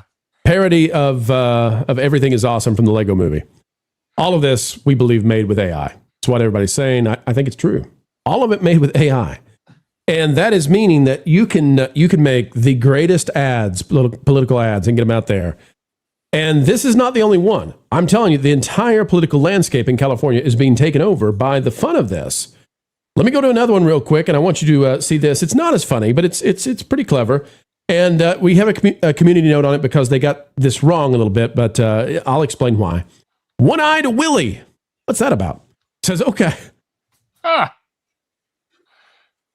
You got me. Okay, I thought the Lego Everything is Awful ad was genius. This is top tier. Truth through comedy. Vince Langman says, Spencer Pratt keeps putting out one banger after another. This one might be my favorite. I truly believe he can win this thing. Now, this is not from Spencer Pratt. This is from a different account, but it doesn't matter so much. The bottom line is everybody is making these things, and it's suddenly transforming the whole political game. You don't have to have money. You can have the greatest ad in the world because the cost of entry into these ads is being compressed so dramatically. Here's another ad that I think you'll enjoy. Spencer Pratt says no one in their right mind would vote for Karen Bass. Well, Spencer's wrong. I'm voting for Karen Bass because I want to keep injecting in public parks. I'm voting for Karen Bass because I like it here. I'm voting for Karen Bass because I'll be damned if I go back to jail. I'm voting for Karen Bass because I have a Polymarket bet that the Palisades won't be rebuilt before 2030. I'm voting for Karen Bass because the more homeless people there are, the more money my nonprofit can raise to fight homelessness. I'm voting for Karen Bass because my parents support Spencer Pratt and I have unresolved daddy issues. Vote Karen These Bass. are good, eh? These are good. All right, let's talk about it. I want to go to Lou first. Lou, you spent most of your life in California. This is so much fun because the lower level candidates in California never got any attention whatsoever, and the media decided who would be at the top. And this is now taking over because it takes over social media. They can't control the narrative because the low level candidates, they can make the greatest ads in the world, and man, they can punch way up in a way that wasn't available before. What do you think about it? Well, and it's not just in California. Have you seen these from a group called British Patriots? These ads with a life Emilia against. Yes. Oh God, they're just brilliant, and the music is good, and they're high quality. They're not just politics as usual. Right. And these are just to those who are not aware. Karen Bass is the current mayor of Los Angeles, and Spencer is running against her. Right, and Spencer probably isn't going to win. I mean, I'm not here to prognosticate on this kind of stuff, but we'll see. He's outside the typical lane, right? He's in the independent lane, but his house is one of the ones that was burned down. Is that right, Lou? That's right. He lost his house, and then he moved his family to the Beverly Hills Hotel and got a lot of flack about it. And it's like, it was cheaper than renting an RV and putting it on the lot. And he's got a wife and kids and like that. But anyway, but the folks, you want to go have fun, go look at British Patriots on YouTube. And the songs against Keir Starmer are just hilarious. Or there's one with they have, not with Amelia, with an Irish guy saying it's cheaper to fill me car with Guinness. That's just great. And some of them are a little sure, edgy, but still. Here's one. Want to claim asylum, pretend to be gay, and then they're doing stop being a snowflake, remigration airways, and then anyway, there's a lot of fun stuff there. It's so inexpensive and so much more effective because it's novel. Now, when everybody starts doing it, will the novelty last? Will it still work? I don't know. But for right now, this is where it's at. That's where it's at. Andy, it's transforming everything. And this is, I think, the first time, Amelia, maybe, but this is the first time that it's really mainstream right now, changing American politics, just how easily you can now make this kind of stuff using AI.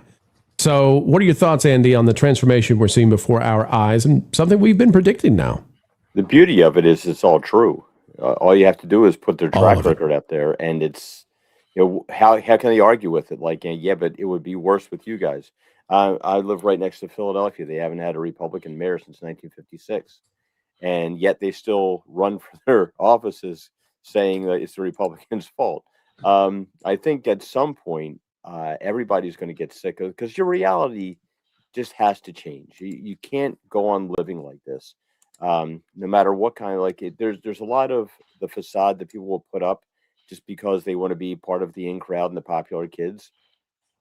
But in private, when you go in the little voting booth, your reality has to come into play. And I think that we're starting to see this. We're starting to see a lot of this pushback happen.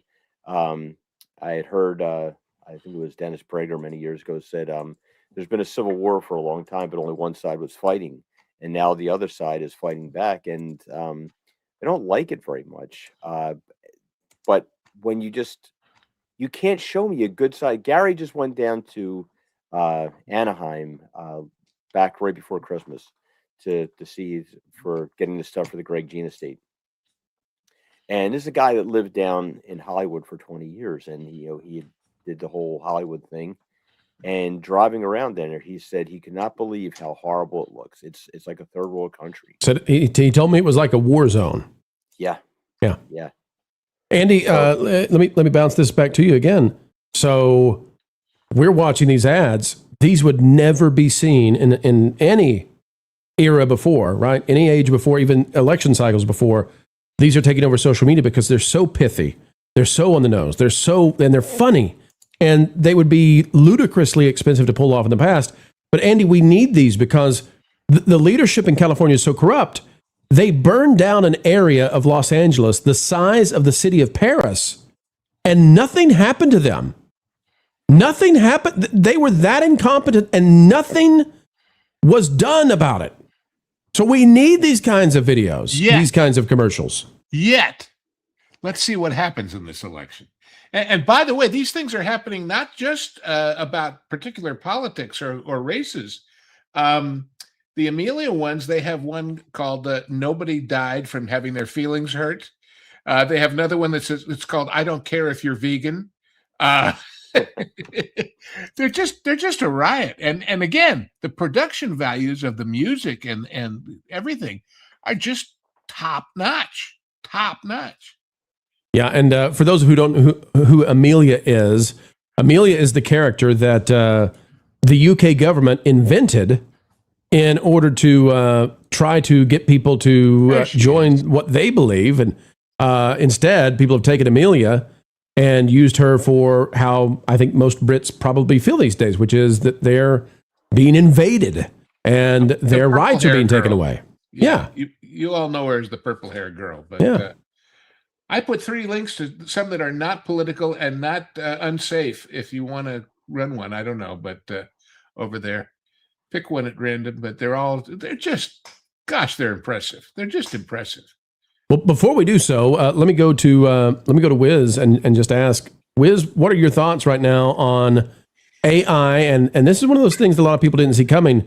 People consider, movies are going to drop in cost for production. People consider TV shows, but the political ad, that price dropping might be just as big a deal, and it's here already because political ads only have to be 30 seconds to 2 minutes long.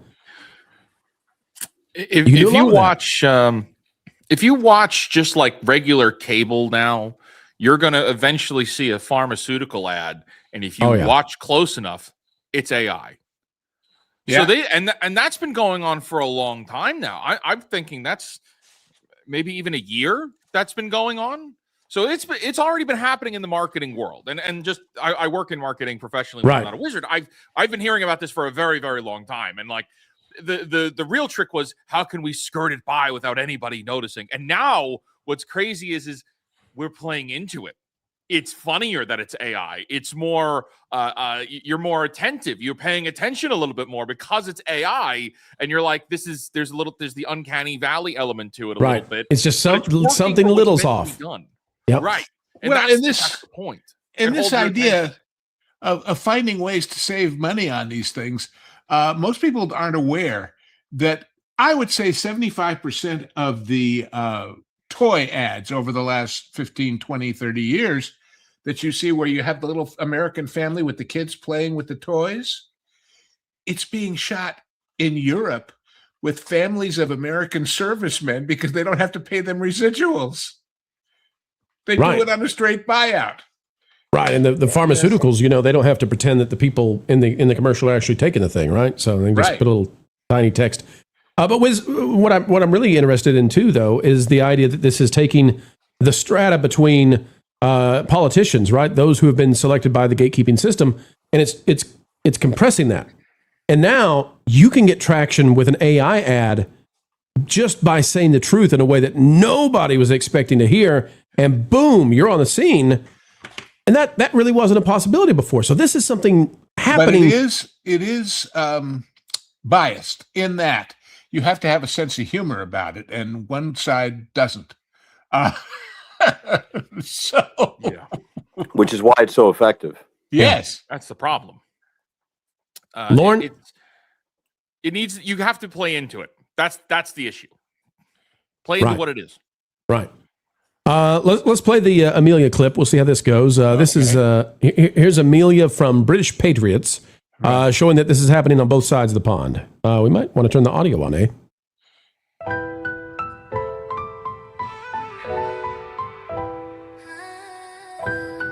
Yeah, there's a little intro here, but there's the snowflakes back there. We'll skip ahead. Here we go. Yeah.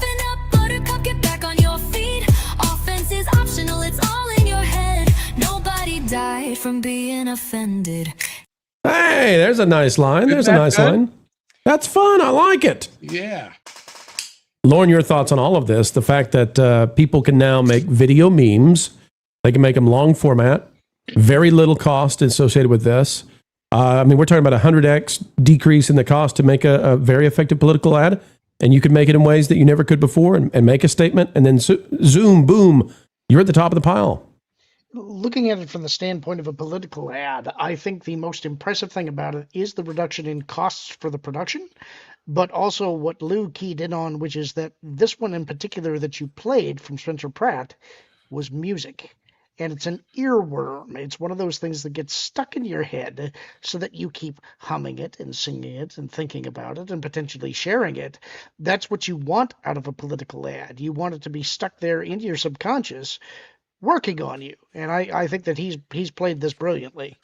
I think kids, I mean, I know they're out for summer, but they're going to be sharing this. This works at the reason this one's genius is because it works at every single level. Everybody's in on the joke. If you saw the Lego movie, you're in on the joke. If you didn't see the Lego movie, you're still on the joke. You know what Legos are. It's like, this is, and the little Lego poops. I mean, it's just genius. It's just flat out genius. So there you go, folks. AI is transforming not only entertainment, but the political space. We'll keep an eye on it. And, this is the kind of thing that we've been telling you for years was on the way. Many boo birds said, no, Pro, this is still decades away. Nay, I say, it's here.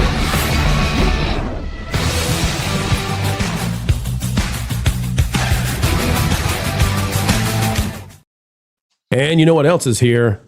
Gifties from Staccato, gifting 20 WDW Pro memberships. Thank you, Staccato.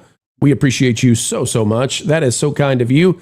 Staccato, we're going back to the clip we made a long time ago, and we still love playing it every single day.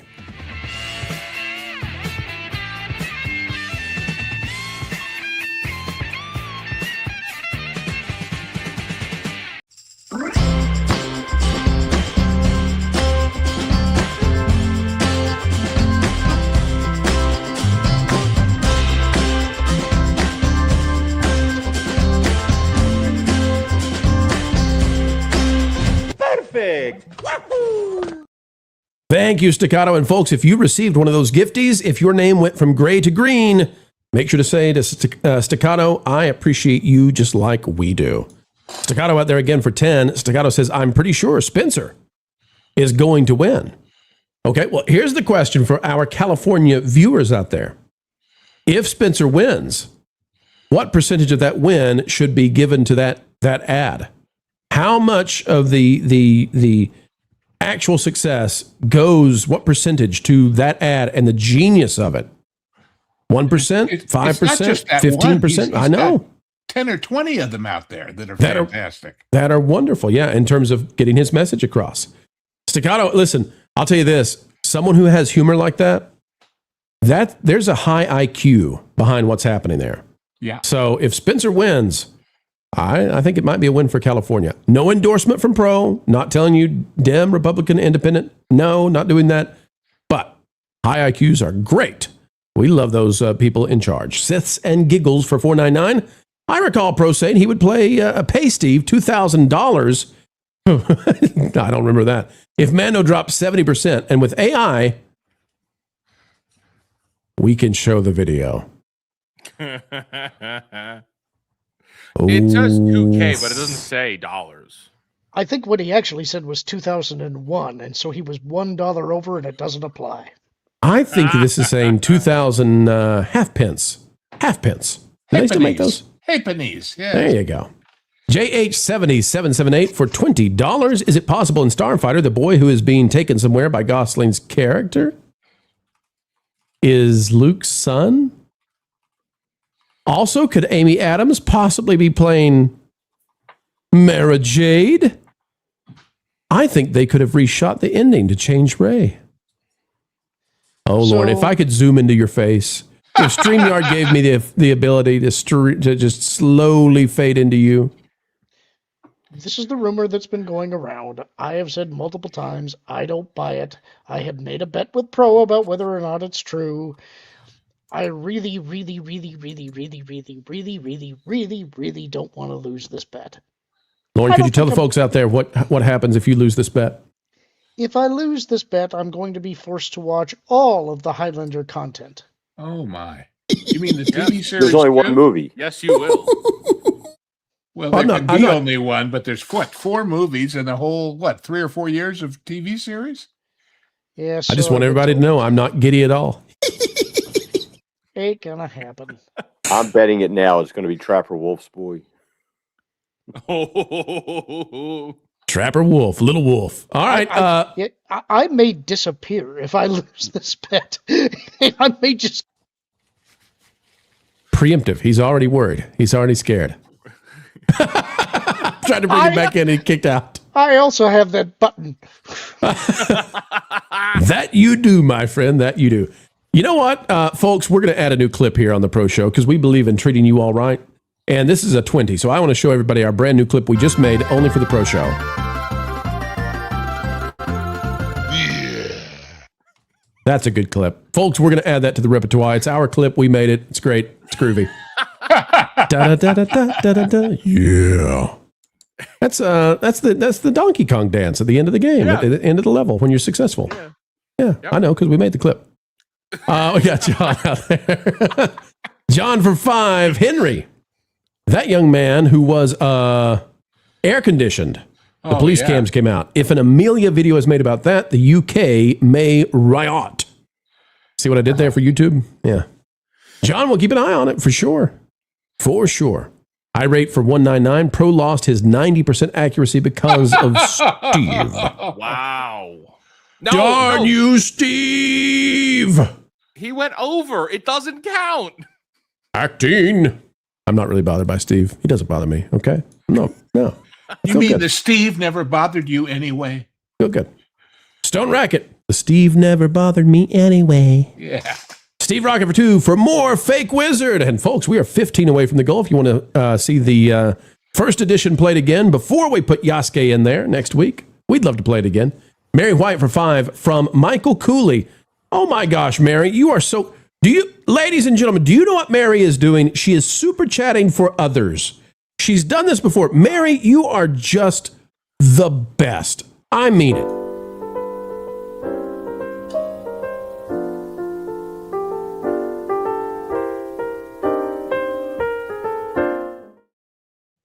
Mary White for 5. From Michael Cooley 66. I'm still 50-50 on Pro being AI. I am definitely real.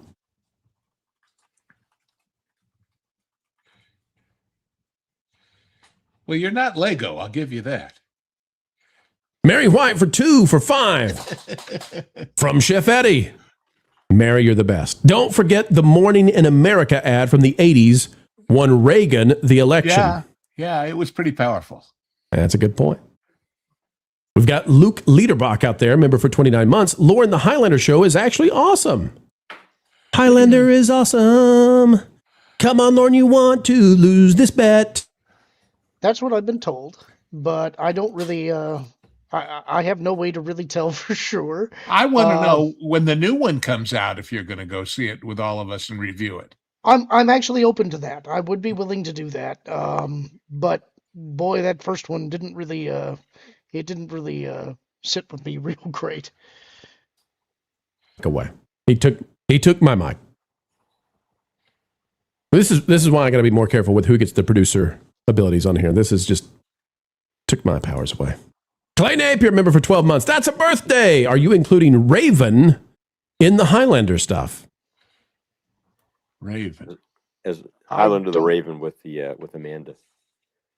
As long as you don't include Highlander 2, you're all right. I have to defer to the experts because I don't even know what all of the stuff is. So someone's going to have to tell me. Pure joy, Lauren. Pure joy is on the way for you. Okay? Pure joy. and you know you're going to watch it. You're starting to feel that in your bones. You just know. Well, okay. Let's play devil's advocate here. Let's say that they did make Amy Adams Mara Jade, and that this kid is the offspring of Luke Skywalker, and that they are taking it to Rey's Jedi Academy. So the first thing that I have to ask is, do all 3 of those conditions have to be true? Are you trying to figure out a way out of this now? Like, no, it took you this long to figure out that you need caveats. No, this is just, it's a legitimate question. I'm asking, do all 3 have to be true? And the second is, even if one of them is true, how do you think the fan base is going to react? Do you really think that that's going to save their bacon?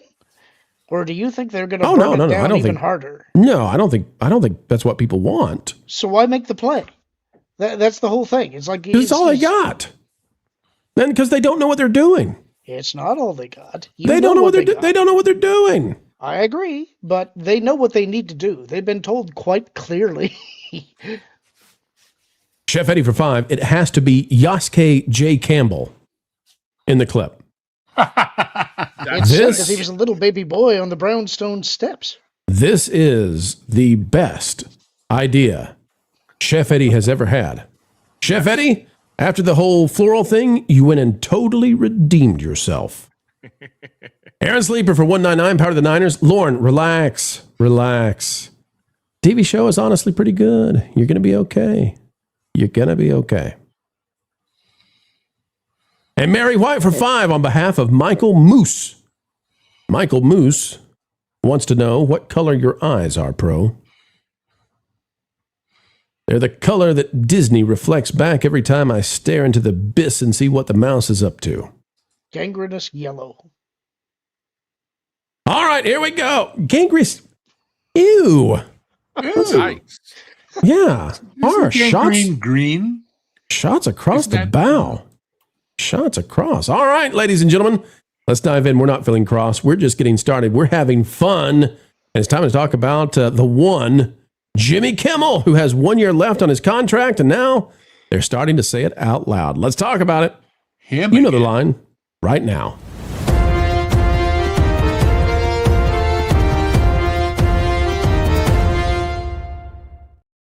It's the end for our friend Jimmy Kimmel. Getting ready to say bye-bye, bye-bye, bye-bye. Entertainment covered it this way. Shania Russell. Jimmy Kimmel gets real. He gets real about when and how Jimmy Kimmel Live could end. Contract negotiations have not yet begun, with the comedian's late night show currently slated to run through May of 2027, a.k.a. he's got less than a year, and he's got a farewell tour on the way after Colbert is gone. Disney's going to give him the chance to talk during the midterms, and then he's out of here. Jimmy Kimmel has given his retirement from late night serious thought. Again, folks, we're preempting, right, the narrative. This is what we're doing. The Jimmy Kimmel Live host shared on Monday that his contract with ABC is due to expire in May 2027. We've already told you that. Quote, I know I could go out in a blaze of glory and get a lot of applause for it, the host admitted, which we've also told you is probably what he wants to do, even if he says he does not want to. Says, 6 years ago, I told him I thought I was done when Biden was president, he admitted to Vulture. The show ultimately lasted beyond the Joe Biden presidency, but that doesn't mean Kimmel isn't looking for a new ending. As Kimmel understands things, his show remains profitable for ABC. Boy, now how's that a line, Lou? You like that line? As Kimmel understands things. What? I mean, put the legalese in Entertainment Weekly. It says, but last year, rather than offer him the show's typical 3-year renewal, the network extended Kimmel's contract by just 1 more year. Quote, everything is so tumultuous, that seemed to make sense. Kimmel said, it's definitely not how it's gone in the past. As of now, Kimmel's contract is set to expire in May of 2027. The comedian said that while contract conversations are typically underway at this point in the year, ABC has not yet begun the process of negotiating an extension with him.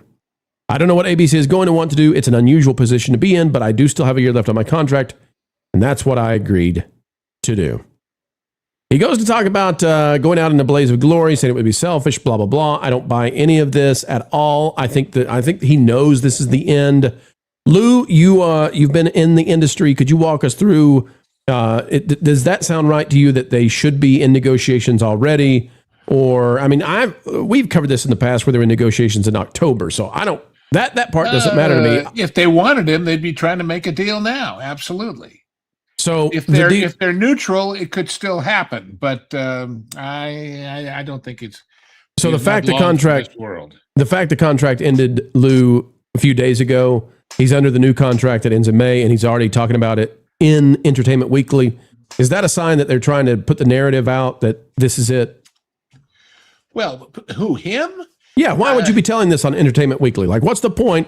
The new contract just started, and already you're spilling the beans about there's no negotiations. Some agent somewhere down the chain of command saying, if you do something like this, it might spur them into talking to us. I don't think it'll work, But that's It would the make only me thing mad if I was Disney. Well, he's done a lot more than that to make them mad. This is hardly major making them mad, but I think he's a done deal. And what's this blaze of glory? I got to tell you something. What we've talked about, he would love to do something so incendiary they have no choice but to fire him. Well, but you see, He wants to be a martyr. With the way that they've come out with the numbers on how much Colbert's disappearance is going to make for that network, he's in the same category. And what may be saving him so far is they haven't found another Byron Allen to sell the time to.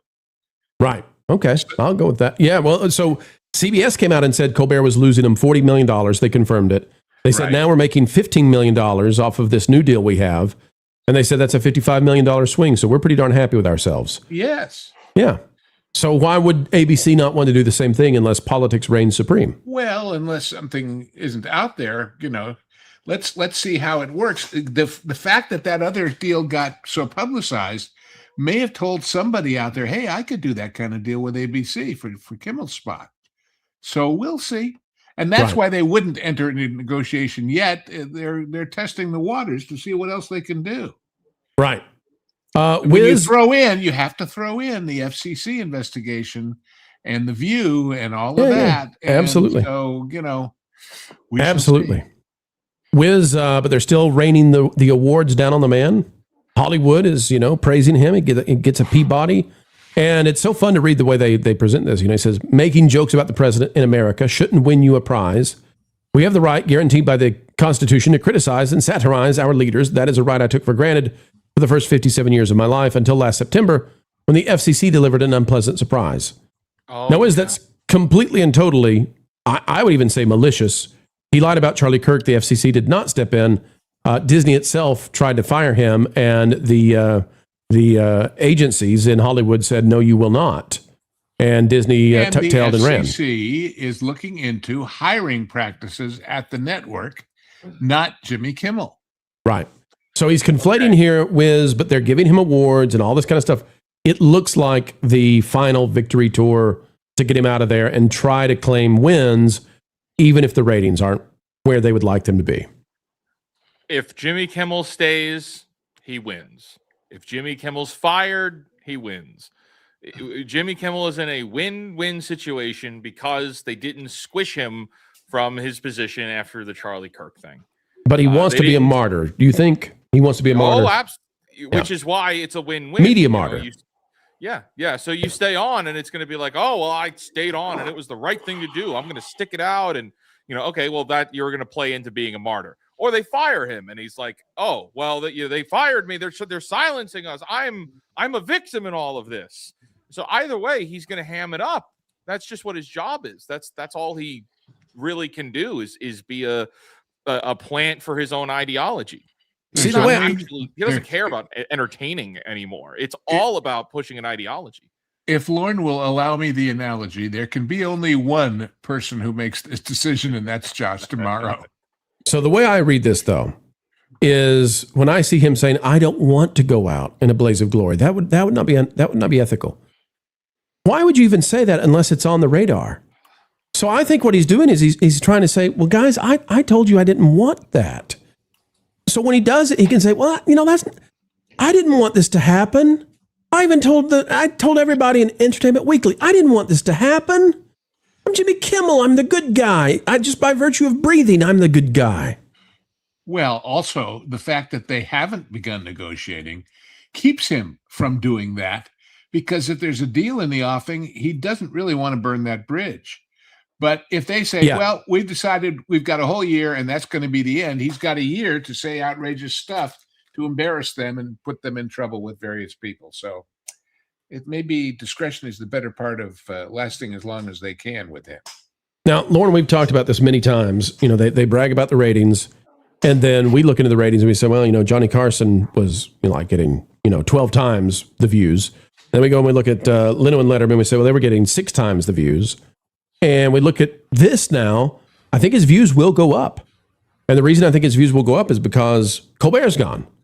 So just by virtue of the fact that people are going to try to find a new late night host to go watch, the few, the far, the less than they had before who are still watching late night, They got to find somebody, and it's down to Fallon and Kimmel. And I think, frankly, Colbert was far closer to Kimmel. So I think his numbers actually will go up.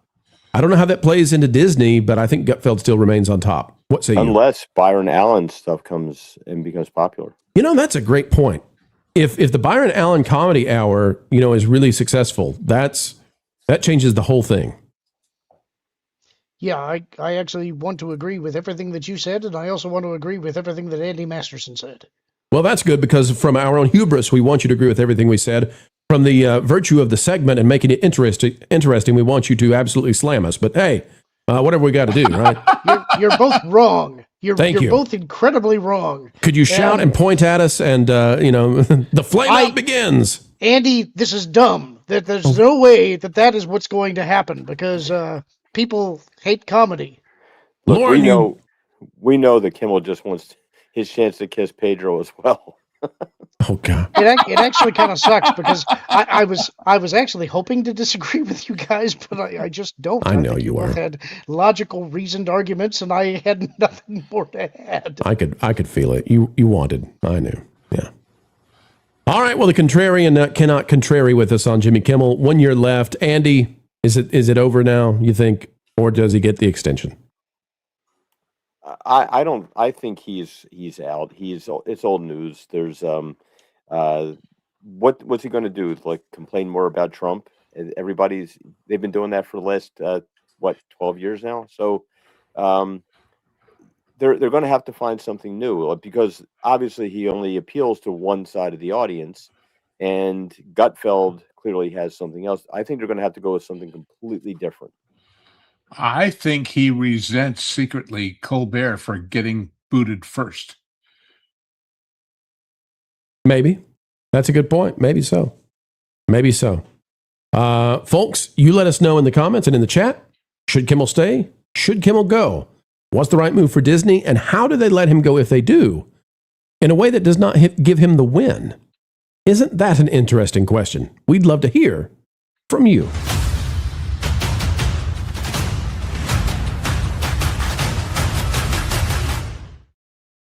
And ladies and gentlemen, it's time for the Super Chats. Wiz, let me see if we've got some for you. And we are 9 away from the goal tonight.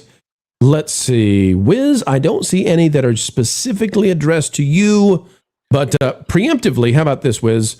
Preemptively, I just want to say for every Super Chat that is above the green level, so the yellows that I see out there, they're deserving of this.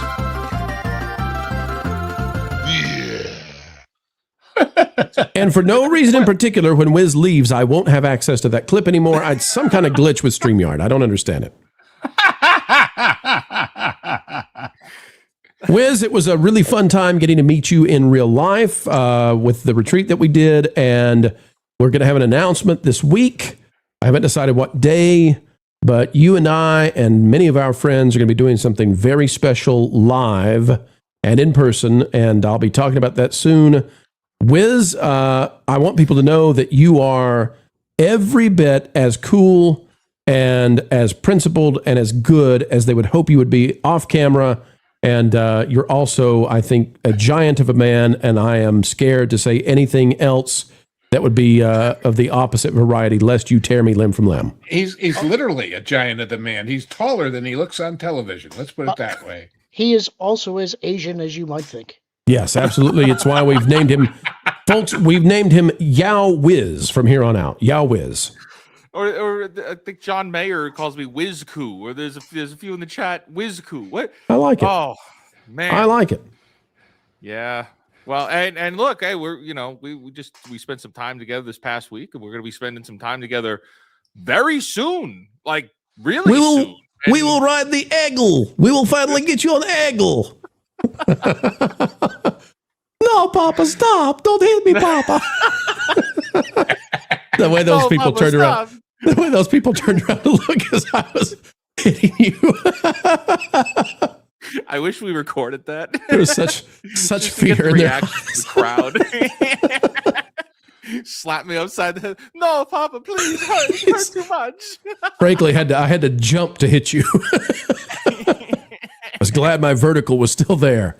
All right, Wiz, this is technically an outro. Tell the folks out there what you're up to and why they should have been subscribed like 5 months ago.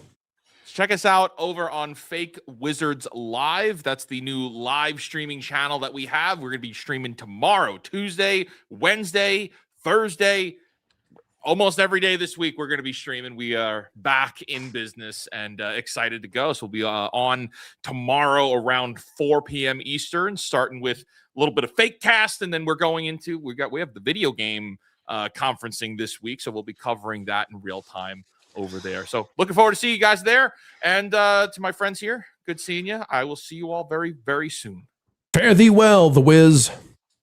Goodbye. He's got Matcha Man and Gotcha Hands. Folks, we're 9 away from the Super Chat goal. We want to play that Wiz clip again. Help us do so. And also want to give a shout out to Tom F. out there if he's still listening in. Tom is dropping out for the Eve Moderator Extreme, and in a good way. All right, we've got Patrick Getaway for 5. Here's a brainwave. Fallon will reign supreme with Colbert and Kimmel gone. It's a possibility. Lest I get in trouble and I have the Boo Birds come back again and say, Pro got it wrong. Pro got it wrong. I think it goes the other way. I think most of Colbert's crew goes to Kimmel, and I think Fallon is in a struggle bus situation, although I think that Fallon outlasts them all. Possibly. We shall see. We've got Clay Napier for 999. I still say Mario Van Peebles made the third movie fun. The Raven was the Amanda spinoff TV show. Second movie is better than the Highlander cable TV movie. They both were stinkers. Good luck, Lorne. Don't need it. Won't need to watch them. Mm-hmm. Mara Jade. Is it Mara or Mara, Lorne? Help us out. I've always said Mara, but I think most people say Mara. So I'm probably wrong in this case. You say Tamada, I say Tamadar. That doesn't work. John for 10, but if he does something so egregious he gets himself fired, is it truly a win or a Pyrrhic victory? I can well imagine. I can well imagine him disgusting more people than approve. I don't think you can go worse than what he did to Charlie Kirk and his wife. I think that's as bad as it gets. What can you do worse? And then what can you do worse than making jokes about Melania being an expectant widow? I don't know what there's worse. I mean, I just don't know how you make it worse. Michael Cooley for 5. Byron is trying to build an audience with this concept of being funny. Never heard of it. At least not for the past 10 years. Third Dr. Andrew, member for 8 months. ABC keeps him censored. ABC keeps him, censors him 100%, so he rage quits. I think, okay, so I'll give you my honest take on how they could get rid of him. Toss him to Hulu.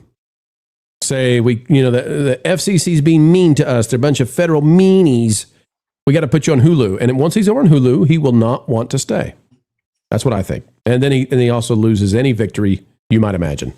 Clay Napier for 999. Did Byron do Whose Line Is It Anyway? If so, that's all they need to do to win. Bring back Whose Line Is It and print monies. You got to pull Drew Carey off The Price is Right to do that, right? He can't do everything. Drew can't do Plinko and keep Ryan in check. Okay, that Ryan, the tall guy. Yeah, you remember him? Wayne Brady, is he going to come back too? Spartan Bot for 5. That gorilla clip needs to be shown next time Philip Chan is on. LOL. If you know, you know. Ask Phil about his Skybrows video cameos. I feel like that's going to get us in trouble somehow. I don't know yet. I don't know how that's going to work. All right, gents, we've got one more left to go, and we got to pull this show into the station. Are you guys ready? Are we ready to do one more amazing? Andy, you good? Hit me with your best shot. I will. Lauren, you going to fade or you going to make it?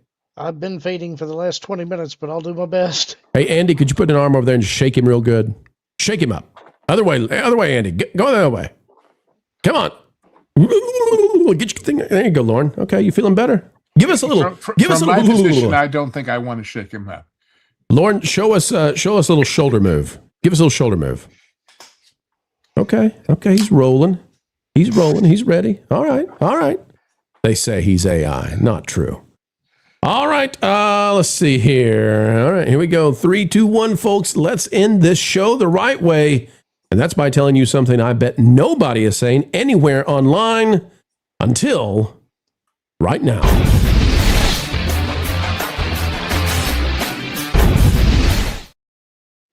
It is the worst nightmare possible for IMAX. What are we talking about? Well, they abandoned Mando and Grogu, which probably was the right call after that 80% Friday to Friday drop, and went all in with Masters of the Universe. It still had an IMAX rollout before, but now it's increased. And boy, oh boy, is this going a bad way. I'll tell you what they should have done in just a second. Global Box Office says Masters of the Universe is now tracking to bomb this coming weekend. Its pre-sales pace has been weak and never really improved. It's now on track for a $27 to $35 million domestic opening on a $170+ million budget. And that's just the production. You add in the cost of marketing, and this movie likely needs $500 million to break even. It's not just Disney that we call this out on when it goes this badly. My response to this is bad news for Masters of the Universe and Star Wars both. If this happens, lots of empty IMAX screens on the way. Maybe the US should follow internationals and start putting Michael back into the premium screens. It's so bad now that they're preemptively saying over on Slash Film by Ryan Scott, Masters of the Universe might get buried by Scary Movie at the box office. Andy, I'm a little shocked by this. I mean, I know that Masters of the Universe is no longer a huge property. You know, I mean, even Ninja Turtles is bigger than He-Man. But Andy, I don't understand why this is doing so poorly in the pre-sales. What do you think's happening here? And we'll go to the fact that it's going to destroy Mando one way or the other, no matter what. But what do you make of the idea that He-Man, everybody that's watching it says it's not bad. It's actually pretty good. I think the reviews are going to be good. And boy, it's abandoned. Why, Andy? I think you've got a lot of the back and forth with the advertising and the commentary from some of the talent in there. And you have the people that are gun shy are steering away from it until they get validation whether or not it's going to be woke or not. If it's going to be like a straight up action thing and it's good, word of mouth will carry this. And I think because I think people want to go see a movie and they want to enjoy it, they want to have some fun. We went to see The Sheep Detectives last week, and that was fun. It was the theater was actually pretty full. It was more full than it was when I went to see Mando. And I think if this comes across as well as at least the Skeletor scenes, I mean, he looks pretty impressive, and I feel strange saying that about Jared Leto. I think that this has a chance to really pick up some steam. But again, people don't want to take the chance on it because they've been burned by Hollywood too many times. Absolutely. This is so strange to me. However, I will say it doesn't matter. It doesn't matter how this does at the box office in order for it to really harm Star Wars. And the reason for that is simple. The Mandalorian Grogu now has essentially a couple of days left before this takes over IMAX, because the IMAX screens all decided we're going all in with this once there was the 80% drop. And that was Friday to Friday. We know now it was 71%-ish for the weekend for Mando. However, a 35 mil total and controlling the IMAX would be really bad. And if it's as low as 27 and controlling all the IMAXs, that's awful. But at the same time, if it controls all the IMAXs, Lauren, then Mando's average ticket price is cut in like half. And then even if the same number of people go second weekend versus third weekend to Mando, it still loses 50% of box office because of the virtue of the fact that the tickets are less. If you say, well, there's another drop as steep as in attendance, as we saw first to second weekend for Mando, you could see a 70 to 80% drop for the third weekend, which would be absolutely wild. And suddenly Mando is making less than 10 in a weekend because of a flop Masters of the Universe. Well, yeah, and leaving Masters of the Universe out of it for a minute, that's part of why I think that this upcoming weekend is probably the last weekend. I think they'll pull it after that. That's why I'm forecasting such low... Whoa. You think they're going to pull Mando out of the theaters? I think there's a possibility. I think they'll diminish it greatly. I think it'll go down below 2,000 screens. I would be shocked if they pull it. Even if they don't, I don't think that it's going to make any more money than what you're going to see this upcoming weekend. Yeah, I think it's that's why I'm leveling my shot at 300 to 311. Okay, and I'm saying 350 is hard. I'm probably somewhere around 330 to 340. We'll see. When it comes to He-Man, I continue to be surprised by the soft ticket sales on it. I really thought this was going to be one that people were excited about. Yeah, I'm a little confused too. I think Andy's right though. The advertising is just sabotaged it. You know, Pro, you and I. Hang on, Lou. Let's get Lauren finish it up, and then we'll go over. Go ahead. I'm sorry.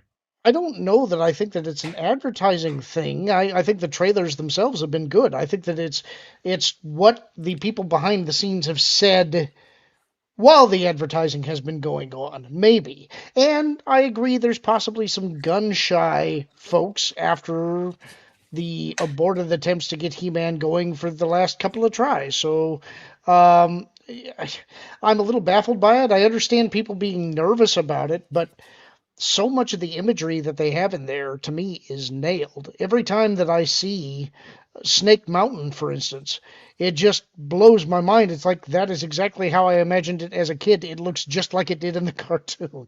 For once, it looks to me, they could play a bait and switch, but it looks to me like they gave me what I asked for and what I wanted. They gave us respect and authenticity.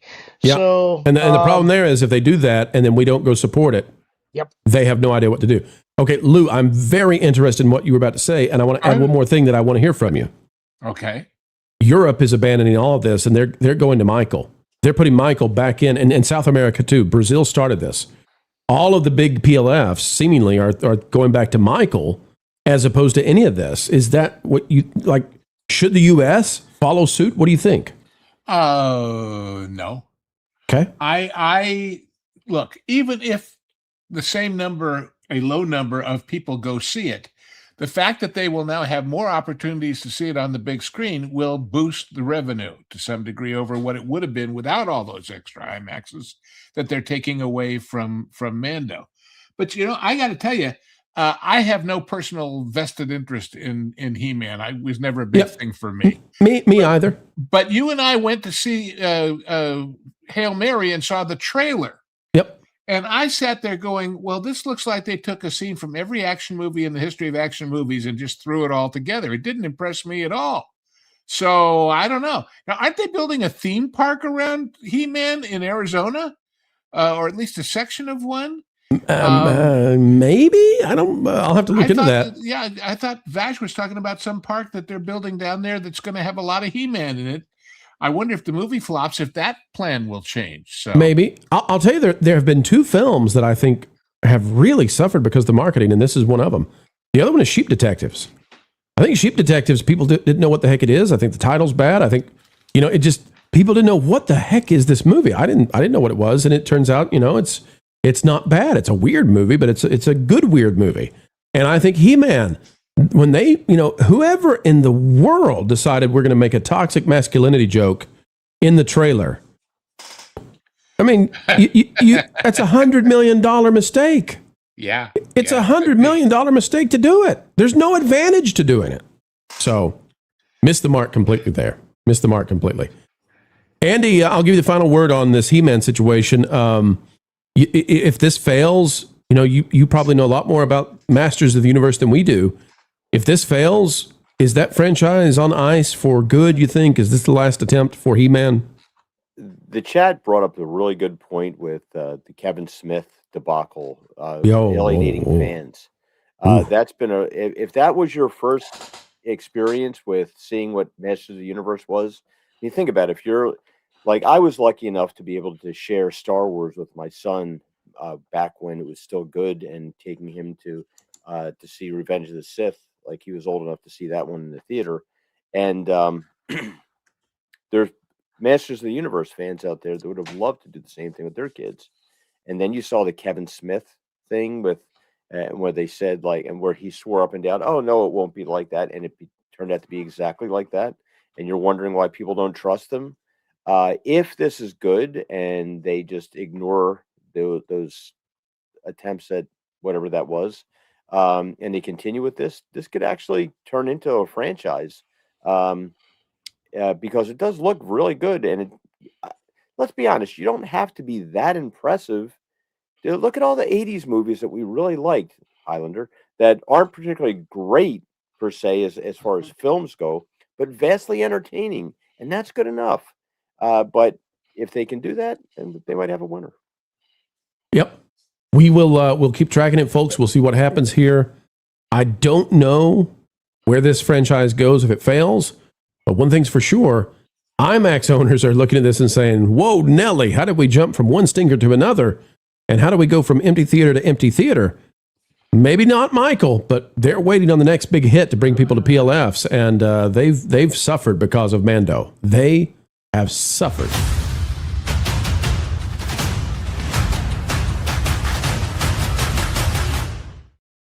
All right, folks, we are 3 away from the Super Chat goal. Let's get those Super Chats on the screen, and I just have this feeling. I just have a feeling. Yep, there comes another that we're going to be playing more of Wiz tonight before we go. John is out there for 5, maybe because Kevin Smith did the same thing to it as KK did to Star Wars. That's right.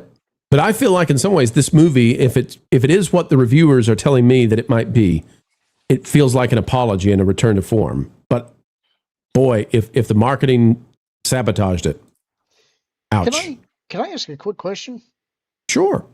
Do you think it has the potential to flop at the box office but become a cult movie that becomes popular after it ends its theatrical release? Because I have a feeling that may be the trajectory it takes. So the problem with that is that, let's see, this one goes to Amazon Prime. So that is a possibility. If it went to a service where it's all based on subscription, yeah, it could become a cult classic. It's harder to do after the DVD and Blu-ray era has ended, and of course VHS. People, Austin Powers, for example, the original Austin Powers was not a box office success. It found its success on VHS. It found its success at Blockbuster and Hollywood Video, and then that's why the sequel happened. The sequel was a huge success then because people had seen the first one after the box office failure and loved it. And we could go through, a number of those that had that experience. It's harder to do now, but I could see it. What I would want to see that would tell me that might be a possibility would be a strong second weekend. If there's no strong second weekend, then I start to doubt that as well. Because if word of mouth is, hey, this is actually really good, and people still don't go see it, then that's a level of apathy that's a huge problem. Andy, Lou, is that how you guys see it too? Well, it makes me wonder if the age of big projections is over. If people have been burned so many times by movies they were told, oh, this is going to be great, that they simply aren't willing to commit to buying tickets weeks and 2 weeks in advance and are just in a wait-and-see attitude about anything and everything. It might surprise everybody. It might do better in the second week than the first. We don't know. Could pull an obsession. Hey, folks, I need some help here. We don't have a redirect tonight. And I'm just realizing this, and I'm looking, and some of the channels that I'm expecting to see are not doing live streams after this. You all tell me, who should we go with? We'll check the chat, and listen, we're not going to pick, we're not going to pick somebody and you think, oh, well, he didn't like the other people. He didn't pick them. We'll just, whoever I see first that looks like a good selection, we'll go with that, okay? All right, we got Woodsy out, okay? For 5, I am waiting to buy He-Man tickets until I see Jackie Chan's, Fake Wizards review. That's a great idea. Great idea. Don't blame you. Michael Cooley for 5. He-Man should hook up with Barbie and have a poorly articulated child. Not bad. Siths and Giggles for $4.99. Your Honor, let the record stand. Pro just admitted Mando dropped 80% Friday to Friday, which my client, Steve, prediction 2000. Oh, I'm sorry, Siths and Giggles. I just can't read it and understand it. I wish I could. The grammar is just messed up here. It's darn. Which means my shucks. Steve's prediction. Shut up, he's Lou. suing you for $2,000 for pain, plus pain and suffering. Shut up, Lou. Don't keep reading it. There could be only. Hey, it's Highlander. We won't say that. It's just Highlander for 5. Lauren loves it when we say your name. Neither my girlfriend nor I have an interest in He-Man, and I've won cosplays as He-Man. Yes, you have. Folks, look at that avatar. That's the real He-Man. Good Prince Adam, but he isn't He-Man, and the CGI is too much for me. We shall see. We shall see. And then the goal has happened. Look at that. Mary White for 5. Smile, Lauren. Lauren has been up for 18 hours now or more. Lauren, how long have you been up?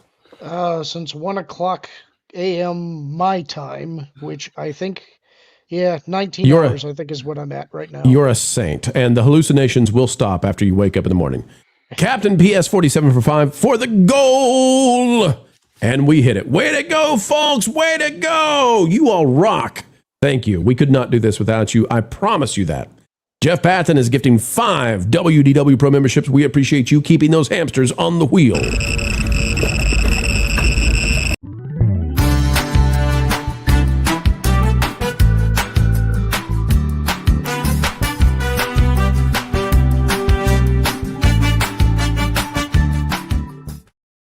Let's see. People are saying that Smash JT is live. We redirected to Smash JT, I think, last time. I'm happy to do it again. Let's see. Is there anybody else that's out there, though, who could use it, who's really... Okay, we'll do Smash. All right, we'll do that. Let me see. Let me get that set up. And, well, you know what? Actually, folks, how about I'll get that set up while we do the Wiz thing. Not that Wiz thing. That's a different thing. Play Xenosaga for 2, maybe redirect to Smash JT. You betcha. We'll do it.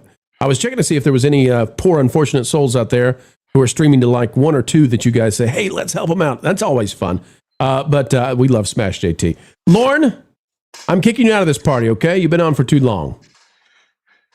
Wave goodbye, Lauren. Lauren's the man. Lauren is really and truly, I mean, just a great guy, folks. See you soon, Lauren. All right, it's just the 3 of us. And Andy, tell the folks out there what you're up to, what you do, and why they should be subscribed to you. I'm making action figures and maybe a comic book to go along with it. With someone with his magical farm implement. Magical farm. There you go. I like it. What's he reaching for?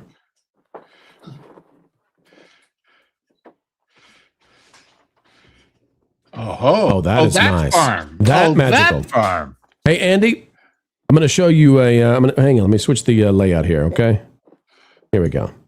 Andy, I've got something that I keep here in the studio hidden away. Do you know where it is?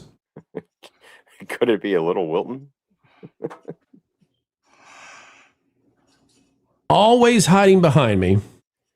Always hiding behind me, folks, is Wilton. There he is right there. There's Wilton. Hold him way up there. With legs.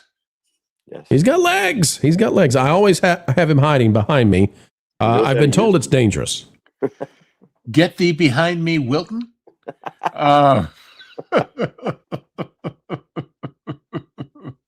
There we go. Had to make sure that he would stand and not fall. All right. Well, I'll tell you what, folks, we've had a great time. It's been a good time, and we appreciate all of you being here and doing what you do, which is supporting the channel, supporting us, and we can never say thank you enough. Lou is out there on the Patreon at Lou's Views. He's also doing the Hollywood Backlot with Lou and you on Wednesday nights at about 11 p.m. Eastern. Lou, what else do you do that we should know about and love? We do the genre guys, of course, Lauren and Hangry Tables and I, and we're about to do, much delayed because of everybody's travel, one of my favorite, in fact, I would say the best Spike Lee movie ever, which is Inside Man with Denzel and Clive Owen and Jodie Foster, and it's a kick-ass movie. It really is. And we're going to be doing that one next, so look for it. Fantastic. Folks, thank you again for helping us hit the goal. You are the gigawatts. You make it possible, and we never forget it, not for a single second. 1.21 gigawatts! 1.21 gigawatts!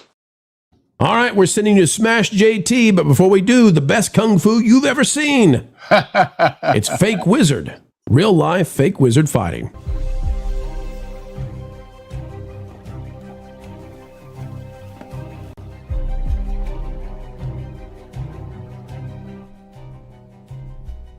I know why you have come, real-life fake wizard.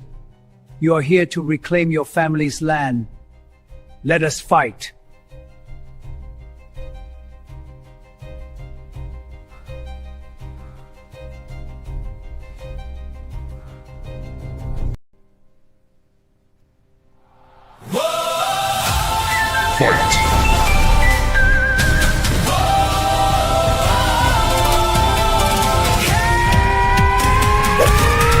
It's time for fake wizard, real fighting. It's time for battle so What is this madness? When You shall not enemies pass. are all enticing. Real fake wizard, bring the lightning. You thought thumbnails were amazing, but you didn't think you could bring down the big boss in low budget Tammo Hood. He's a macho man. We got your hands. Roundhouse kick will do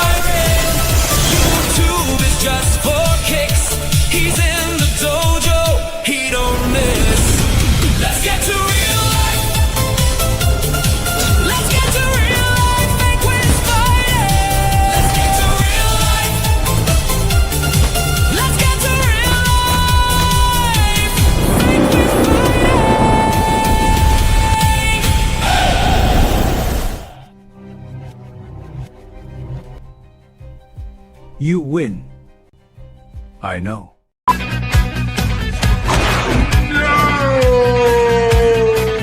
The crab people shall finally reign supreme.